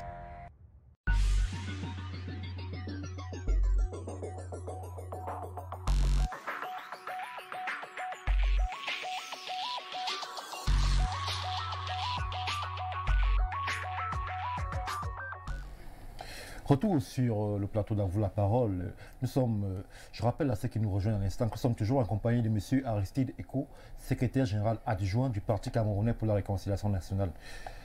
M. Eko, avant la transition, beaucoup de membres, de cadres du PCRN ont réagi à votre sujet. Alors, qu'est-ce que cela vous inspire? Profonde gratitude. Vous savez, j'apprends énormément de mon grand frère, comme je l'appelle souvent. Il vous l'a dit, je suis peut-être son supérieur hiérarchique, mais j'apprends énormément de lui. Et je vais même vous faire une confidence, comme il a fait tout à l'heure en ce qui me concerne. C'est lui qui m'a encouragé. Moi, j'aimais pas beaucoup la télé, j'aime pas beaucoup... Vous parlez là de l'ex-journaliste Armand Okol. Donc, il me coach, il me parle. Et avant même l'émission, il m'appelait encore. Voici comment, voilà. Moi, je le prends honnêtement. Et vous savez, si on n'avait pas cette chaleur familiale dans notre mouvement, et si on avait vraiment beaucoup d'argent, comme beaucoup le pensent, on ne serait pas... Non, c'est pour dire que ce qui est le moteur, le cœur, ou je dis même le sang de notre mouvement, c'est cette chaleur familiale. Donc quand M. Armand a parlé, j'avais les larmes aux yeux que je l'écoute. Il y a des choses qu'il a dites qu'il ne m'a jamais dit. Et j'ai toujours su qu'il est très sincère avec moi. Je vous parle, après il y avait Serge Olama, qui était candidat à la Meufou-Akono, et il a osé. C'est un jeune qui a à peine 30 ans, qui a été candidat à la Meufou-Akono. C'est quelqu'un d'extrêmement serviable, qui me parle et qui est toujours sincère avec moi. Quand je fais quelque chose qui est déplacé, il me dit « Hey, là tu as fait quelque chose qui est déplacé, tu es mon aîné et je t'aime beaucoup, mais je veux que tu fasses ça. » Et comme il a dit, Monsieur Boum est un ancien de l'église. Je m'entends énormément avec lui.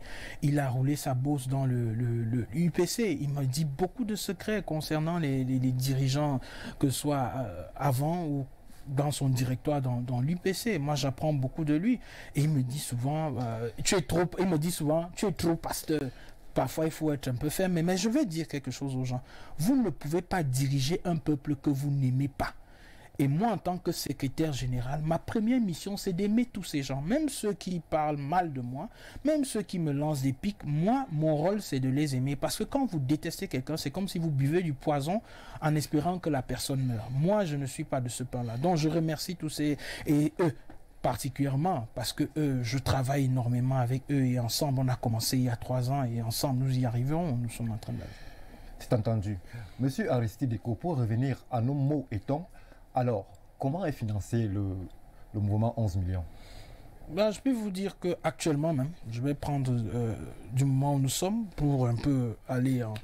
Actuellement, nous n'avons pas un réel financement, mais le financement de base, c'est la vente des cartes, et la vente des cartes et des gadgets qui sont gérés par Landry Mbala.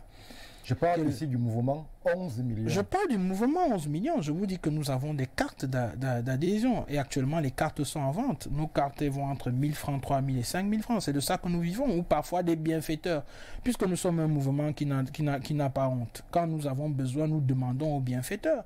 Donc nous n'avons que des cartes et des gadgets. Il n'y a pas un système de cotisation. Mais des âmes de bonne volonté peuvent souvent nous aider. Par exemple, nous sommes dans une grosse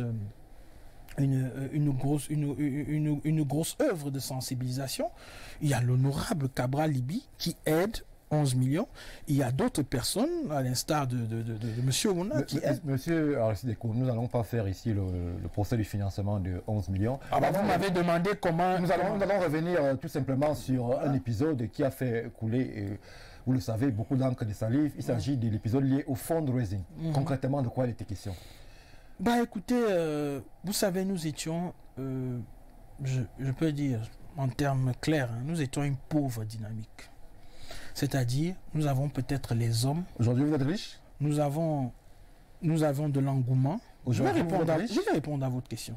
Nous avons de l'engouement, mais nous n'avons pas de moyens.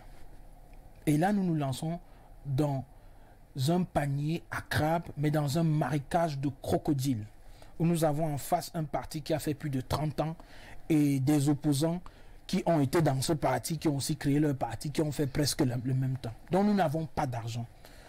Humblement, M. Cabral Libi a fait un appel au fundraising. Et il a demandé à ceux qui voulaient de cotiser. Nous-mêmes, nous avons mis de l'argent, des 1000 francs, des 5000 francs. Et je veux même vous dire aujourd'hui, je suis même très inquiet du niveau des intellectuels qui ont pris à bras le corps ce problème de fundraising. Pourquoi je le dis? Quand on donnait les sommes faramineuses que ce fundraising a suscité, d'autres parlaient de 1 milliard, d'autres parlaient de 600 millions. Mais où est passé notre intellect? Quand vous dites qu'il y a eu 100 millions, ça veut dire qu'il y avait des gens qui donnaient 1 million, 2 millions, 3 millions. Et vous pensez que quand quelqu'un donne autant d'argent, il ne dit pas ce qu'il a fait? Et je vais vous dire, dans ce fundraising, tout ce que l'argent là a fait, je vais vous le dire aujourd'hui, peut-être que vous ne le savez pas, n'atteignait même pas la moitié de la caution de la présidentielle. Pourquoi je le sais? Monsieur Cabral Libby ne touchait même pas un sou. Parce qu'il y avait des numéros Orange Money, des numéros MTN qui étaient chez monsieur Bertrand Onana, qui était le responsable de la logistique. Et monsieur Cabral Libby le disait toujours, je ne veux pas me mêler de ces histoires d'argent. D'abord, je ne suis pas très bon en calcul. Ça, je vais vous le dire aujourd'hui. Quand on a fait la somme, le total de cet argent, ça ne donnait même pas la moitié des 30 millions de la caution. Et vous ne pouvez pas imaginer comment les gens se sont démerdés.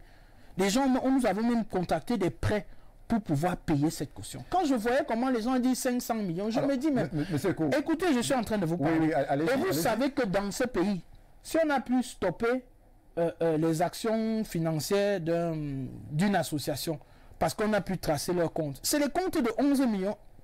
Vous savez, les gens nous détestaient tellement la période là que s'ils avaient les véritables comptes, ils les auraient brandis. Pourquoi ils n'ont pas brandi les comptes?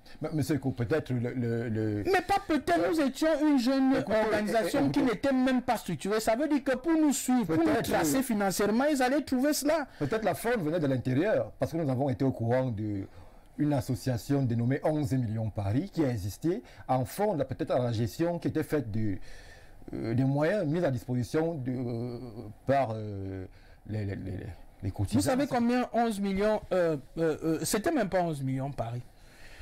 C'était des camarades de la France qui s'étaient mis ensemble. Je crois que ça avait donné dans les 6500 euros. Et je vais vous dire même que ces argents qu'on levait dans ces différentes localités, nous n'avons même pas eu cet argent à temps. Parce que l'argent ne pouvait pas descendre. Je ne sais pas ce qu'il y avait eu comme mot d'ordre dans ces institutions. Vous n'avez pas eu l'argent à temps, mais pourtant vous étiez président. Je vais vous dire que pour moi, personnellement, payer une caution. Mais écoutez, non, la caution donc ne venait pas de l'argent de la France. Elle venait d'où? De l'argent des personnes de bonne volonté d'ici et du fundraising qui n'a même pas atteint la moitié des 30 millions. Et je veux même vous dire quelque chose. Moi, personnellement, j'ai eu 2 millions de francs CFA. Parce que quand on a divisé, on n'atteignait même pas 25 millions pour notre campagne nationale. Donc nous avons fait une campagne nationale avec moins de 25 millions. Moi, j'ai eu 2 millions pour gérer 23 000 scrutateurs. Vous pouvez imaginer, j'ai perdu 6 kilogrammes en 2 semaines. Parce que les gens vous appelaient partout, de partout. Éco, l'argent, l'argent. On leur expliquait qu'il n'y a pas. Vous allez diviser 2 millions par 25 000 personnes. Et quand vous ouvrez Facebook, qui est devenu une plateforme de désinformation, vous voyez des gens disent 5 millions, 50 millions, et d'autres personnes ont cru à ça. Je dirais, parfois on vous appelle, les gens pleurent, on vient de me chasser des bureaux, il n'y a pas ceci, avec 2 millions. Autour de l'argent sur 11 millions de citoyens, vous estimez que c'est des gens qui vous en veulent ou alors... Non, écoutez, mais c'est normal. On ne peut que marauder un arbre qui porte du fruit. Vous avez un jeune homme qu'on traite de pauvre, qui sort d'une famille pauvre, qui est seulement intelligent, mais qui est en train de susciter une certaine émulsion dans le pays. Mais attendez, vous croyez qu'on va lui jeter des fleurs? On va créer toutes sortes d'histoires. Et vous voyez, même ceux qui créent des histoires sont des intellectuels. Et je me demande, je vais vous dire la vérité, hein, honnêtement. La politique m'a fait me méfier des gens qui ont un certain niveau d'études. Et m'a plutôt amené à travailler avec des gens sages. La politique, c'est pour les gens sages. Pourquoi? Parce que quand je voyais ce que les intellectuels fomentaient contre ce monsieur, je me disais, mais d'où prennent-ils cela? Et je vais vous dire aujourd'hui, à l'heure où nous parlons, malgré que ces cadeaux ne soient pas faits, nous tenons debout. Je vous dis, si tout ce qui avait été fait contre nous, nous avait touché, ou si nous étions restés à pleurnicher, nous ne serons pas là aujourd'hui. Qu'est-ce qu'ils n'ont pas sorti? Il a mangé l'argent et il est parti aux États-Unis. Comme si on ne peut pas tracer ça. Moi, je vais vous dire, je vais même vous donner une anecdote. Un moment, le président était aux États-Unis. Il devait envoyer, il y avait quelqu'un qui avait un problème de 50 000 francs. C'est l'occasion pour nous de revenir sur cette polémique liée au voyage. Non, pourquoi voyager juste après les élections. Mais écoutez, c'est nous qui avons même presque supplié le président de voyager. Ce monsieur a fait près de 3 semaines sans dormir. Mais il ne dormait pas. Il ne dormait pas, il a une famille, mais il est marié, il a une famille. On peut se reposer au Cameroun quand même. Écoutez très bien. Ici au Cameroun, soit vous le faites exprès, soit vous voulez jouer au jeu des autres. Vous ne pouvez pas vous reposer après une élection présidentielle où vous avez été la star, si je peux le dire, de cette élection. C'est les gens qui allaient vous déranger. Lui-même, il voulait se reposer ici. Je vais vous le dire aujourd'hui. Lui-même, il voulait se reposer ici. On s'est dit non, mais nous n'avons même pas d'argent. C'est un monsieur qui est aux États-Unis, qui avait déjà promis ce voyage, que nous avons réactualisé, puisqu'on n'avait même pas d'argent. On s'est dit, bon, s'il n'y a pas d'argent, et la personne a été d'accord avec nous, et il est parti. Chaque fois même il voulait revenir, on lui demandait de se reposer. Vous n'allez pas mourir à cause des gens qui inventent des choses sur vous. Monsieur Eko, comprenez que le leader que vous avez décrit, un jeune homme qui est issu d'un milieu assez modeste, qui voyage. Ben, c'était pas son premier voyage. C'est tout à fait son droit de voyager. Mais les photos qui ont été révélées, peut-être c'est elles qui ont suscité la polémique. On nous présentait un monsieur dans des voitures de luxe, avec des montres de luxe. Est-ce que c'était l'image qu'à ce moment-là, il fallait vraiment envoyer? Bon, monsieur Mbaga, je vous ai connu dans une autre vie. Je vous ai connu il y a 15 ans. Vous étiez très friand de belles chaussures. Vous portez souvent des chaussures très chères. Et je peux vous dire, à cette période, ces chaussures coûtaient, c'était des pompes, des baskets, des Jordan. Ces chaussures coûtaient... Non, j'en viens. Ces chaussures coûtaient 75 000. Mais quand vous arrivez aux États-Unis, elles se vendent comme des petits pains à des dollars. La voiture que vous appelez voiture de luxe au Cameroun, c'est un taxi aux États-Unis. Quand vous faites un procès à quelqu'un qui est entré dans un taxi aux États-Unis, ça montre même la précarité de notre conscience. Quand on dit on le voit dans les voitures, mais ça veut dire, peut-être qu'il y a eu un peu de puérilité dans la divulgation de ces photos. Mais je vais vous dire que pour quelqu'un qui est mort, ce n'est pas lui qui communiquait, c'est des gens qui ont filmé et qui ont balancé et les gens ont récupéré. Moi, je vais vous dire, moi par contre, j'ai peut-être grandi dans une famille où je voyais ces choses-là. Ça ne m'a jamais impressionné, je le dis aux gens. Quand moi je vois comment on fait les procès à quelqu'un parce qu'il est monté dans un taxi, et ce sont même encore des gens de ces pays-là qui savent qu'ils peuvent prendre ces voitures à crédit et les payer, mais je me dis, mais où allons-nous? Aujourd'hui même on fait des procès même pour des véhicules. On ne regarde même pas ce que la personne a apporté. C'est ce qu'on appelle de la distraction. Qu'est-ce que quelqu'un a apporté? Il a réveillé les jeunes Camerounais. Qu'est-ce qu'il a apporté? Il a donné un sursaut d'orgueil aux jeunes. Il a apporté de l'espoir aux jeunes. Mais on va faire un procès sur le Cameroun. Vous croyez que quand les autres gens nous regardent dans notre pays, ils se moquent de nous? Vous faites un procès à quelqu'un sur les véhicules. Vous faites un procès à quelqu'un sur ce qu'il porte. Vous faites un procès à quelqu'un sur les États-Unis où tout le monde peut partir. Vous savez combien de gens vont aux États-Unis le nombre de fois par mois? Ça veut dire que quand vous faites ça, vous ne comprenez même pas ce qu'on appelle la mentalité de la progression. Et j'ai bien peur pour ceux qui ont pensé ça. Monsieur Aristide Eko, nous allons revenir aux messages très nombreux qui nous parviennent ce soir. Nous allons prendre celui-ci. Bonsoir le plateau. Le samaritisme, c'est bien dit, le samaritisme n'existe pas en politique. Cessez de berner les Camerounais. Non, je vais, pour ce monsieur qui parle de samaritisme, il faut qu'il sache que je ne vois pas, je ne connais pas pour les autres partis. L'engagement politique est d'abord un engagement personnel. Ça veut dire que quand vous y allez avec des convictions. Si vous avez grandi, vous qui avez parlé, si vous avez grandi avec cette mentalité où on entre en politique seulement pour avoir quelque chose, ça veut dire que vous n'avez rien compris. Politique, quand on découpe ce mot, on parle de police, éthicos.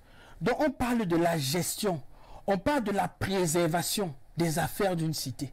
Ça veut dire que ceux qui sont même appelés à la faire, c'est ceux qui ont le cœur pour la faire. Si vous avez grandi dans un environnement où on vous a dit Monsieur Eko, voudrais juste dire qu'il n'y a pas de bienfaiteurs en politique, tout simplement. Ça veut dire que les actions posées visent toujours un certain intérêt. Savez-vous savez-vous que j'ai fait 3 ans dans ces dynamiques, j'ai jamais eu de salaire?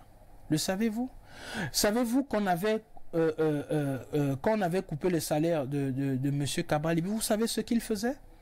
Vous savez combien de personnes là croient à un idéal et n'attendent pas quelque chose de ce pays. Il y a encore des Camerounais qui font des choses par amour pour leur pays. Nous allons continuer avec le message, monsieur Eko. Bravo, notre LG, très pertinent. Courage. Merci Info TV, merci à vous.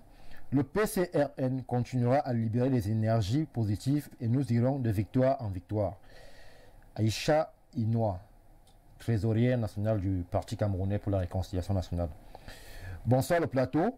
Pourquoi Cabral ne vient pas chez nous installer son parti dans la Mbumba Ngoko, à l'est du Nous arrivons bientôt, hein. Vous pouvez laisser votre... Nous continuons avec ce message.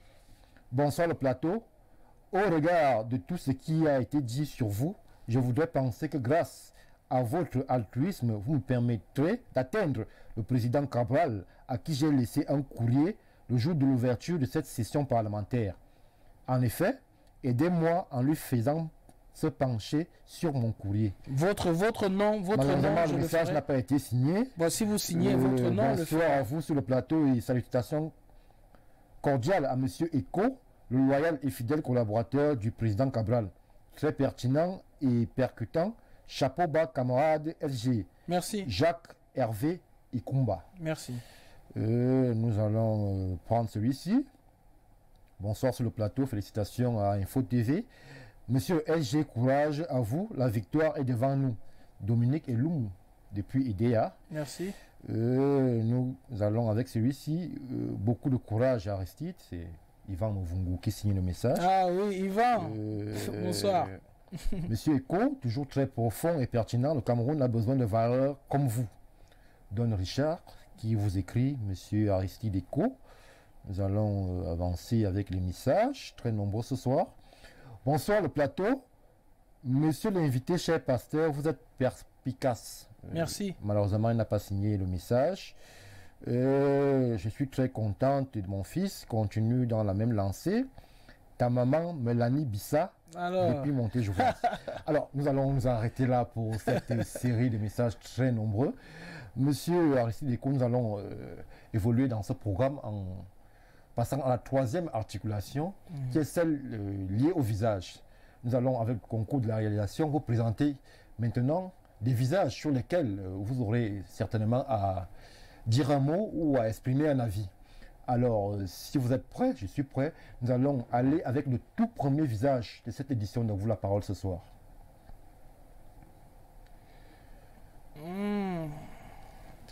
Première dame. Première dame. Première dame. Première femme du Le prochain visage. Un rappeur que j'ai connu. Je crois qu'il est activiste politique aujourd'hui. C'est vrai qu'on a eu une scène, vous savez, dans une autre vie, j'étais danseur professionnel avec le groupe XLRP que je salue. Nous avons été 6 fois champions du Cameroun et 1 fois champions d'Afrique centrale et on a fait beaucoup de scènes avec beaucoup de grandes structures. Et lui, une fois, on a voyagé... En un mot, monsieur Aristide Eko, en un mot. On a voyagé avec UCB, pour ne pas citer, on partageait le même hôtel. C'est un aîné. Bon, c'est vrai qu'aujourd'hui, ses positions me semblent un peu bizarres. Il attaque beaucoup mon président, avec qui, je vais même vous rappeler, que mon président Cabral Libi m'avait envoyé acheter à hauteur de 100 000 francs les billets pour un concert qu'il faisait à l'Institut français. Et nous sommes allés à ce concert pour le soutenir. Bon, ça m'étonne aujourd'hui qu'il insulte son ami d'hier. Et j'ai participé à une merveilleuse escalade avec lui, avec, je crois, l'Union européenne. On parlait des inscriptions de vote et tout. Merci. Aujourd'hui, bon, ces positions... Nous allons passer au prochain visage. Monsieur Betty Assomo, j'ai beaucoup de respect pour ce ministre par rapport à son parcours, parce qu'en tant que ministre, je crois qu'il était préfet, gouverneur, et quand il quittait même à Douala, j'ai vu les populations de Douala pleurer, parce que il partait. Je pense qu'il sert la République, et il est très effacé. J'aime bien sa façon de faire, j'aime les gens comme ça, qui sont effacés. Et bon, voilà, c'est monsieur Betty Assomo, je crois. Prochain visage. Je crois, le secrétaire de UPC. UPC. Bon, je le connais. Bon, je connais juste qu'il est secrétaire et voilà. Bapolipote. Bapolipote, j'ai souvent entendu parler, mais bon, dommage que l'UPC n'a pas pu aller aux élections à cause des tiraillements et pour dire que c'est pas toujours les aînés qui ont les meilleures stratégies pour atteindre certains niveaux. Malheureusement pour l'UPC, un parti que j'affectionne. Moi, je me suis même souvent dit que l'UPCisme, qui n'est pas l'UPC, c'est une valeur que devraient incarner tous les nationalistes camerounais, ceux qui aiment leur pays. Bon, à voir ce que ça devient aujourd'hui. Merci. Monsieur Aristide Eko, le but de l'exercice est de dire un mot, sur les visages. Vous aurez la possibilité, en fin d'exercice, de pouvoir vous étendre plus amplement. Ça marche. Alors, le prochain visage. Monsieur très intelligent, qui a fait la fierté du Cameroun, qui a été candidat à l'élection présidentielle. Bon, moi j'ai beaucoup de respect pour lui. Vous savez, quand quelqu'un a sensiblement l'âge de mes parents, il peut m'accoucher. Donc, c'est monsieur Maurice Kamto qui a été candidat et qui sera éternellement une figure très forte du Cameroun, qui a beaucoup fait saliver le gouvernement. Mais je suis un peu déçu parce qu'il n'a pas permis à nos jeunes frères du MRC de se présenter. Et je pense que c'est la plus grosse erreur peut-être qu'il ait faite. En même temps, ce n'est pas toujours une finalité pour un parti politique d'aller aux élections, mais je pense que beaucoup avaient cet espoir. Mais c'est quelqu'un pour qui, quand je vois sa façon de faire, c'est un Camerounais noble, un grand avocat qui a beaucoup œuvré, qui est respectable. Mais je regrette qu'il ne soit pas allé aux élections. Le prochain visage. Ministre des Finances. Ministre des Finances. Le prochain visage. Oh, je connais pas. Balegalcote. Ah, Balegalcote. Je crois que c'est un parent de mes amis. J'ai fréquenté avec ses enfants quand on était à l'école primaire. Bon, il est de l'autre tendance de l'UPC. Grand regret aussi. Qui est deux tendances pour un parti qui a porté le Cameroun où nous sommes aujourd'hui. Prochain visage. Ouh là là, ouh là là, ouh là là. Ah, vous voyez, un mot, monsieur. En un mot. Impressionnant, perspicace, valeur sûre, espoir, force, courage à toi, mon honorable. Ça fait 6 mots. Le prochain visage.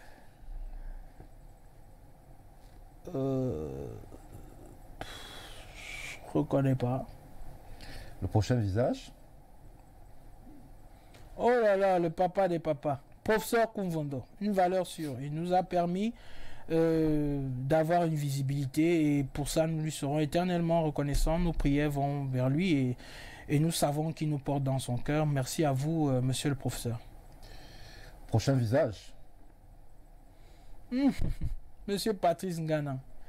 Bon, c'est un activiste qui anime assez la toile, un professeur aussi. Bon, il a eu des tendances et c'est malheureusement ça la politique. À un moment, quand le vent va dans un endroit, on le suit et quand on ne se reconnaît, puis on va. Donc, il est professeur camerounais, vivant aux États-Unis. Oh, le révérend Dienedor Kamdem. Je crois qu'il est en Côte d'Ivoire. Je n'ai pas grand-chose à dire sur lui. Prochain visage. Monsieur Paul Biya, président de la République du Cameroun depuis 1982, encore actuel président du Cameroun. C'est tout. Prochain visage. Nouran. Celui-ci, par contre, est un visage sur lequel vous avez la possibilité de mieux vous étaler et de nous dire ce que vous pensez de votre député. Monsieur Stéphane Barga, vous n'êtes pas sérieux. Vous ne me permettez pas de m'étaler sur mon président et vous me demandez de m'étaler sur l'honorable qui est également député. Bon, c'est vrai que ça ne me dérange pas, mais... Non, mais la possibilité, elle a été donnée par la production, eu égard au fait et acte posé tout récemment par l'honorable Nouran Molu. Épouse de Faustin. Épouse de Faustin. Alors, comment, au sein de l'appareil PCRN, toutes ces démarches, toutes ces actions sont interprétées? Vous savez, je le dis souvent à tous ceux avec qui je cause, je leur dis, nous sommes en train de construire un pont, mais en le traversant.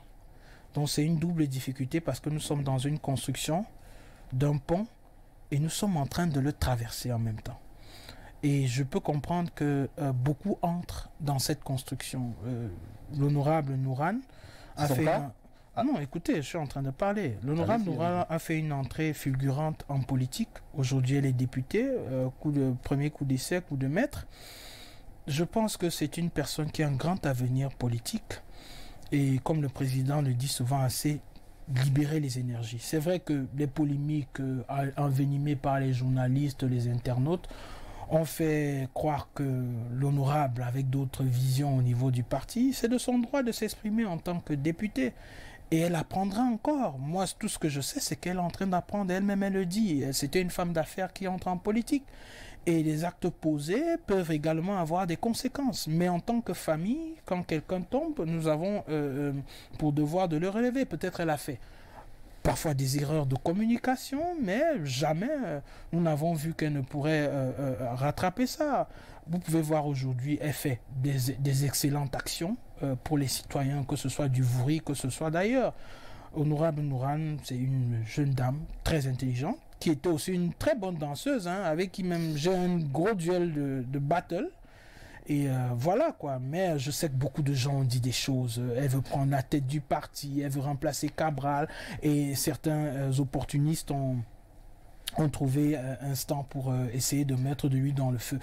Tenez-vous tranquille, le PCM va bien. Juste à une de ses prises de position où elle déclarait prendre l'argent dédié aux véhicules de fonction pour l'utiliser à des fins de lutte contre la Covid-19. Alors que le président Cabral Libye ne s'était pas encore prononcé à ce sujet. Alors, ce n'est pas une façon de laisser l'opportunité aux gens de dire ce qu'ils ont dit là? Bon, écoutez, vous savez, comme je vous ai dit, nous sommes en train de construire un pont en le traversant. Elle a eu le temps d'apprendre, elle a su à quoi sert l'argent des véhicules. Et vous voyez, elle ne parle plus de ça. Comme elle-même elle le dit souvent. Elle s'est rangée? Elle a rejoint les rangs? Bon, moi je ne l'ai jamais même vue hors des rangs. C'est juste qu'elle a pris des positions où il a fallu peut-être qu'elle en sache un peu plus sur ses prises de position. Et nous avons un président qui est ouvert à enseigner. Et je crois que le président et elle ont discuté sur ses prises de position. Elle a vu avec son cabinet. Aujourd'hui, je voyais encore ses actions avec les jeunes pisciculteurs là. Je crois que nous n'en sommes plus là hein, sur les voitures, Monsieur Eko Aristide, secrétaire général de 11 millions de citoyens et accessoirement secrétaire général adjoint du Parti camerounais pour la réconciliation nationale, merci de vous être prêté au jeu des visages sur cette édition d'Avoue la parole. Avant de revenir sur les messages, nous allons essayer de repartir vers la régie avec toujours une personne qui s'est proposé de dire un mot sur vous. Nous l'écoutons. Aristide Eko, homme de terrain, homme de culture, homme de Dieu, mais aussi, et très bientôt, homme politique. Arnaud Nguena, c'est moi, président national de la Fédération des arts et sports urbains. Il faut dire que Aristide Eko, ça fait près de 15 ans que nous avons décidé de cheminer ensemble par le biais de la culture, notamment celle de la sphère dansée. Pionnier dans le mouvement hip-hop au Cameroun dans les années 90-98. Nous avons fait chemin ensemble, pas dans les mêmes groupes de danse, mais ce qui nous a rapprochés davantage était la passion que nous avions ensemble. Et nous la partageons dans les compétitions de danse et aussi dans les espaces où nous pratiquions nos styles de danse respectifs. C'est un homme pour qui j'ai beaucoup d'admiration, pour son abnégation, pour sa patience, pour sa confiance et aussi pour sa grande passion, sa volonté de pouvoir construire l'humain au travers de tout ce qu'il a appris, non seulement dans son environnement immédiat qu'est la famille, mais aussi autour de la danse hip-hop. Aristide Eko, c'est l'homme qu'il faut là où il faut. C'est aussi quelqu'un pour qui j'ai beaucoup d'estime et j'espère que le Cameroun va récompenser tout ce qu'il est en train de mettre sur pied dans le cadre de ses activités diverses. Aristide Eko, c'est Eko, c'est le danseur, c'est l'homme politique, c'est le rassembleur, c'est le pasteur, c'est mon frère. Ciao. Retour sur le plateau d'À vous la parole. Alors, Aristide, un de vos anciens collègues dans la danse urbaine. Oui, vous savez, je dis souvent aux gens qu'il y a deux choses que je sais faire. Très rapidement, monsieur. C'est danser et parler. J'ai presque tout eu de la danse. C'est pour cela que je tiens un coup de chapeau à tous les danseurs urbains du Cameroun. C'est vrai que je vois un peu les micmacs que le ministre de la Culture est en train de faire en voulant géopolitiser l'art au Cameroun avec ces lois-là. En un mot, comment avez-vous accueilli cette loi? C'est une aberration. C'est une aberration. Pourquoi une aberration? Parce qu'on ne peut pas confiner l'art. On ne peut pas circonscrire l'art. Ce qui fait du Cameroun le Cameroun, c'est parce que c'est, comme on dit souvent, l'Afrique en miniature. Ce qui est la force des gens, c'est de pouvoir valoriser et de donner une continuité à l'art au Cameroun. Mais quand on veut déjà circonscrire l'art, circonscrire même la possibilité de créer à des zones géographiques, ça pose problème. Monsieur Eko, des artistes ont pris position en faveur de cette loi? Ils savent comment ils ont fait pour prendre position. Mais moi qui étais un artiste, peut-être je suis plus artiste aujourd'hui. J'ai fait plus de presque 15 ans dans le milieu artistique.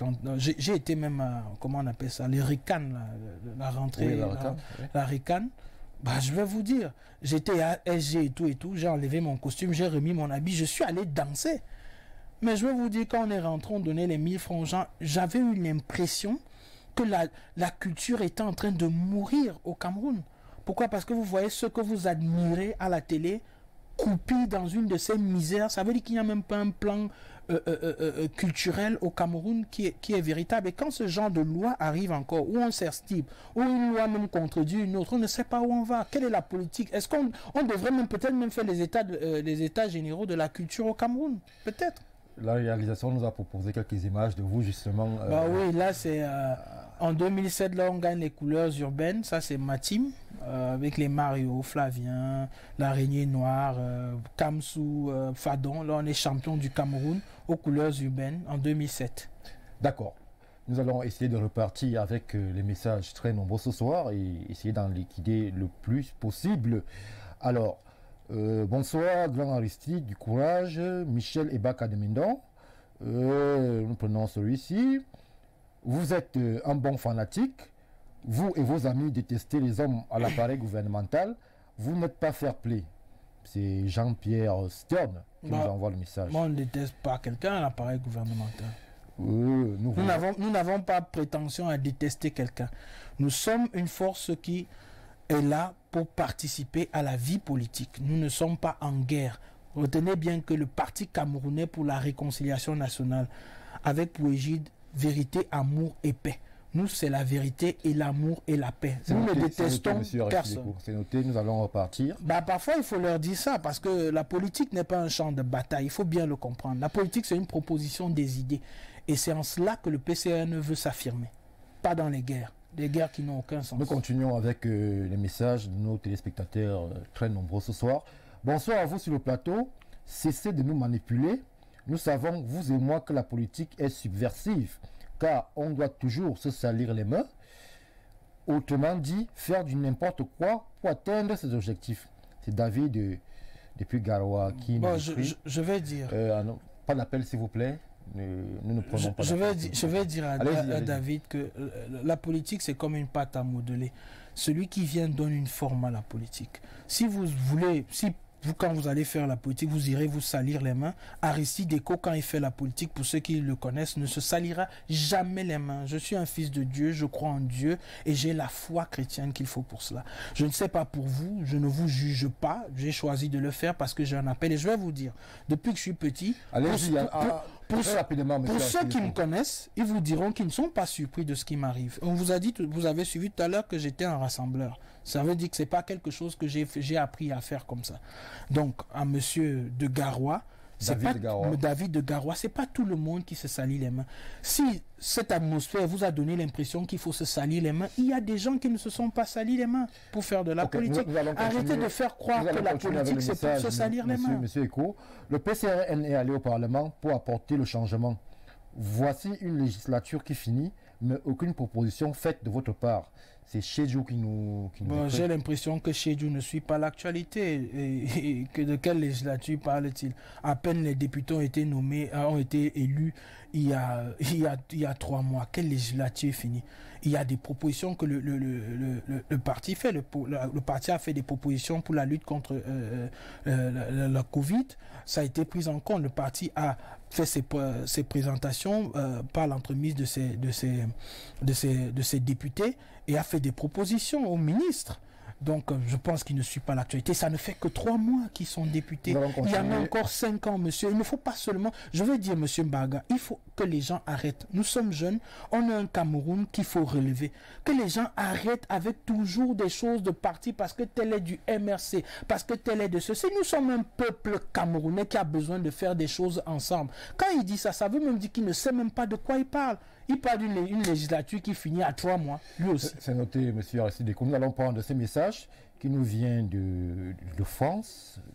Bonsoir, M. Eko. Bonsoir, M. Eko, ce n'est pas un homme.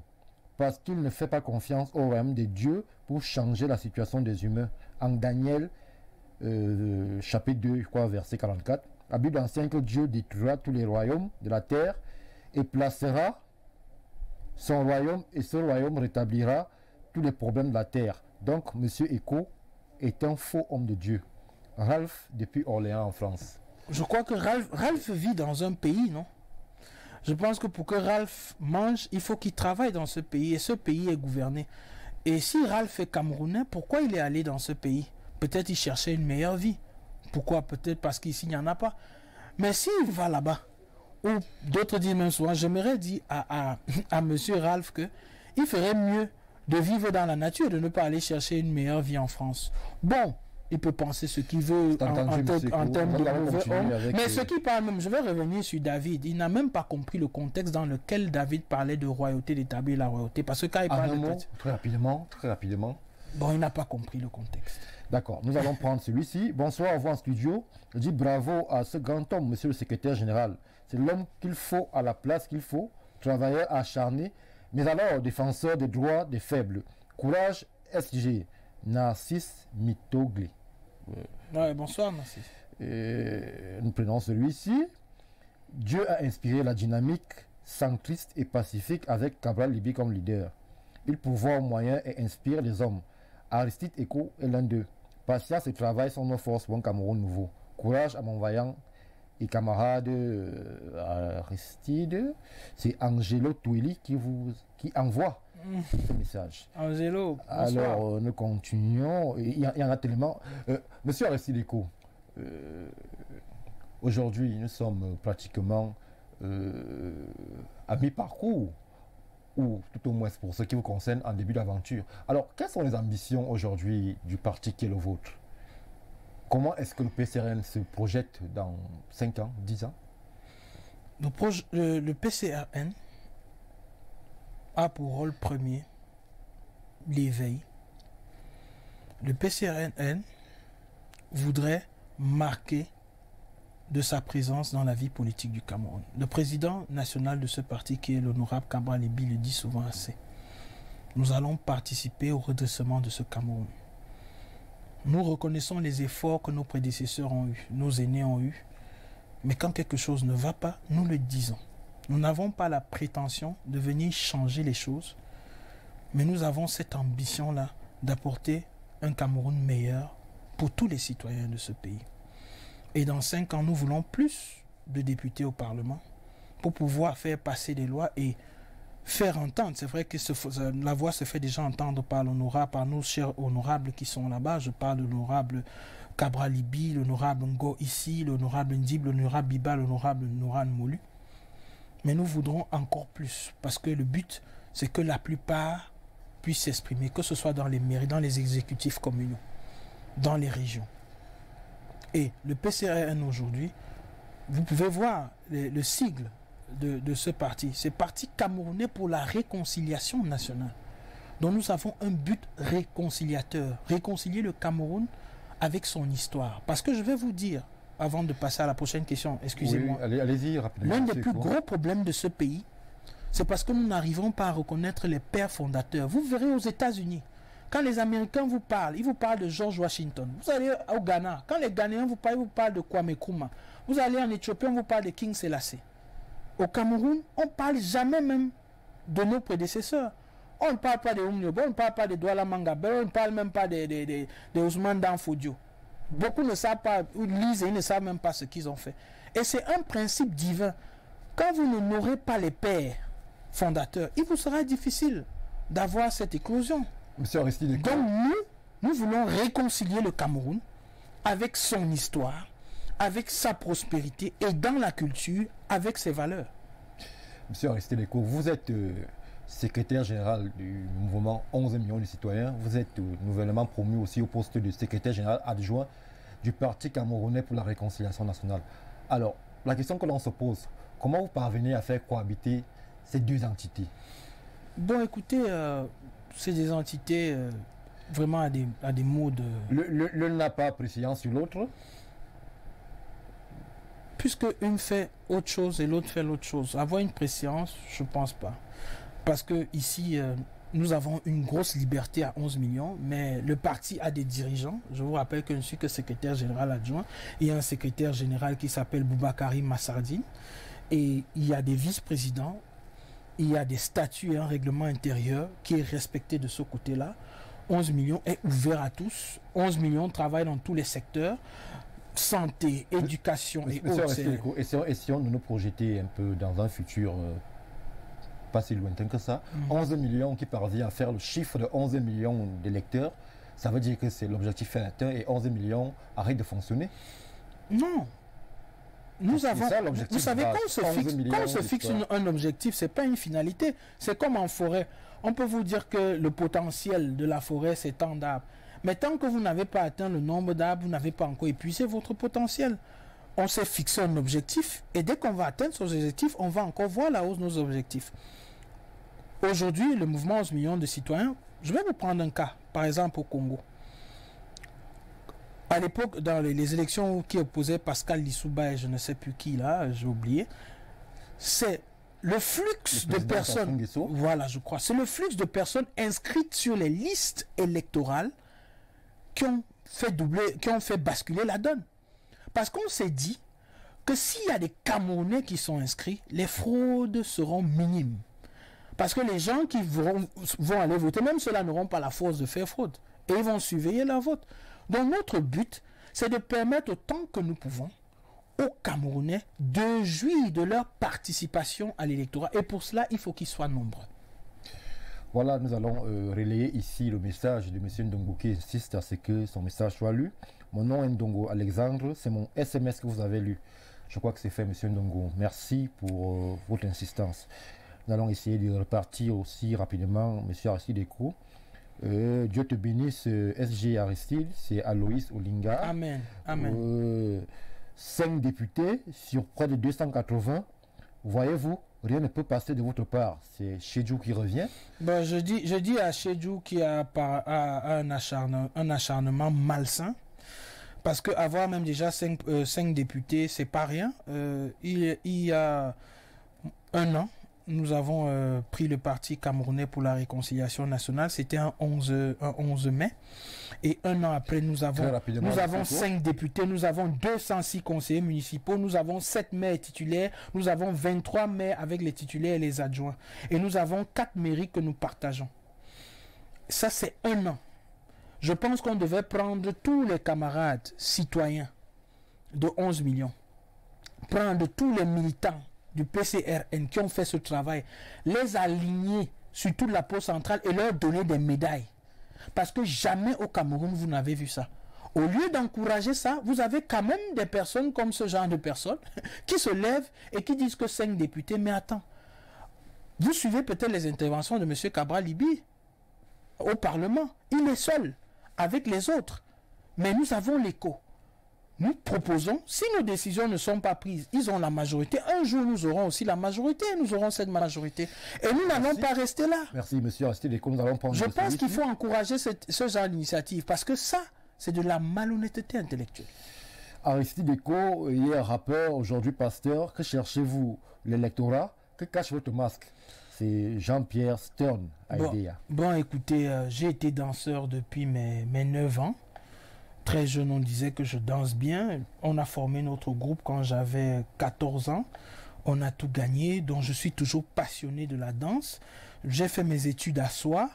J'ai eu un master en sciences politiques en Soie, option anthropologie et administration publique. J'ai fait mes études. Je suis marié depuis 2014. Quand j'avais encore 28 ans, le jour de mes 28 ans, j'ai 3 enfants et cherchais quelque chose, je veux servir mon pays. Pour ceux qui me connaissent, beaucoup me disent même souvent que ils me le disent, parfois tu es naïf, mais je dis je ne suis pas naïf. Quand je fais quelque chose avec conviction et avec amour, je suis en paix. C'est pour cela que je ne me délecte jamais de ma foi chrétienne. Même si vous dites que je suis un faux ceci, je sais en qui j'ai cru et je connais les valeurs qui m'accompagnent. Merci à vous, M. Aristide Eko. Chers téléspectateurs, nous nous excusons auprès de ceux dont les messages ne seront pas relayés à l'antenne. Nous promettons de faire un compte rendu à M. Aristide Eko. Alors, M. Eko, nous nous acheminons tout doucement vers la fin de ce programme. Nous allons, comme la tradition sur ce plateau d'À vous la parole le veut, vous donner l'opportunité de vous exprimer en langue maternelle et de dire un mot à vos frères, à vos sœurs, qui vous suivent de par votre région de naissance. Info TV, c'est un média qui a pour particularité la promotion de vivre ensemble et c'est un média de proximité. Alors, en 1 minute, allez-y. En langue maternelle qui est la vôtre, monsieur Aristide Eko. Ma vie minga et bolba bakama wok manaminta abui ambolna journaliste a invité ma émission. Ils amènent ma carte. Ils font une top Zomdia. Cameroun a nos Zomdia. Ils ont bien top Zomdia, bien top Ngoul. Mais Gibia Kabita. Habita bina borbone bengalafis, bobone boloblobo, bobone magida. Asigambangasu, un namoine Ngoul.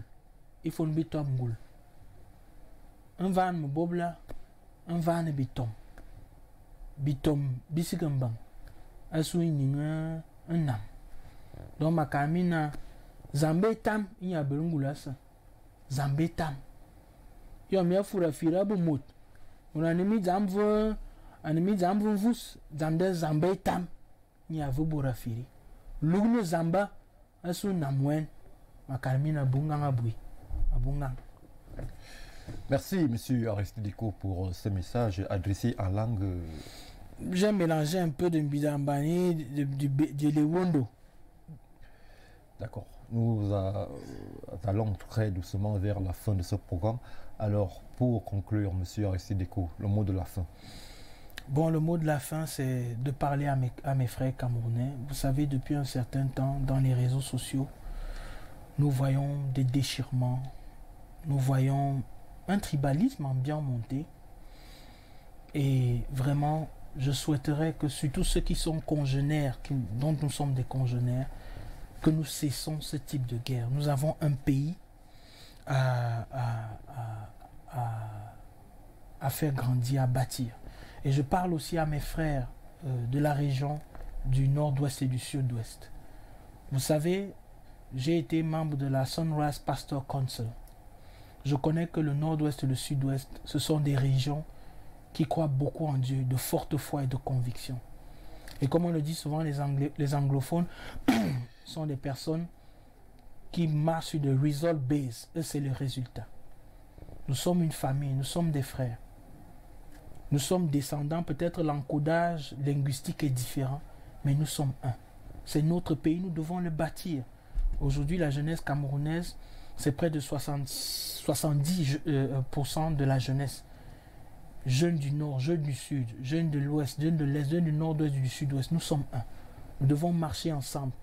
Et nous devons également beaucoup prier pour notre nation, afin que ceux que le Seigneur a préparés pour cette nation-ci prennent les commandes, afin que ceux qui vont venir après puissent trouver un Cameroun prospère. Donc je vous remercie pour votre attention. Merci, M. Aristide Eko. Et voilà, je vais profiter aussi pour dire merci aux promoteurs de cette chaîne, Monsieur Dieudonné Vin, qui a eu cette magnifique idée. D'abord, j'apprécie, j'ai visité les locaux, c'est vraiment de très haute facture. Donc, merci beaucoup à Monsieur Dieudonné Vin, et partout où il est, qu'il se sente salué par le PCRN, par ma modeste personne. Et vraiment, et à vous aussi, Monsieur Stéphane Bagra, que j'ai connu dans une autre vie. Je vous félicite déjà pour tout ce travail abattu. C'était 1h52 d'émission, c'était assez... donc félicitations à vous et à toute l'équipe, tous ceux qui nous ont accompagnés. Et à tous nos chers téléspectateurs qui ont été nombreux, on n'arrive pas à lire les messages. Merci d'avoir fait confiance à la chaîne et merci à ceux qui continuent à suivre le mouvement 11 millions de citoyens. Merci M. Aristide Eko pour ces 1h52 d'échange. Vous promettez que chaque fois que vous serez sollicité, vous répondrez présent. Avec plaisir. Chers téléspectateurs fidèles et toujours plus nombreux à vous la parole, cette édition s'achève. Tout en vous donnant rendez-vous pour certainement vendredi prochain avec toujours un autre invité, un autre visage, toujours dans l'esprit de construire cette belle et chère nation qu'est le Cameroun. Restez fidèles au programme d'Info TV qui se poursuivent. Bien le bonsoir. Bonsoir.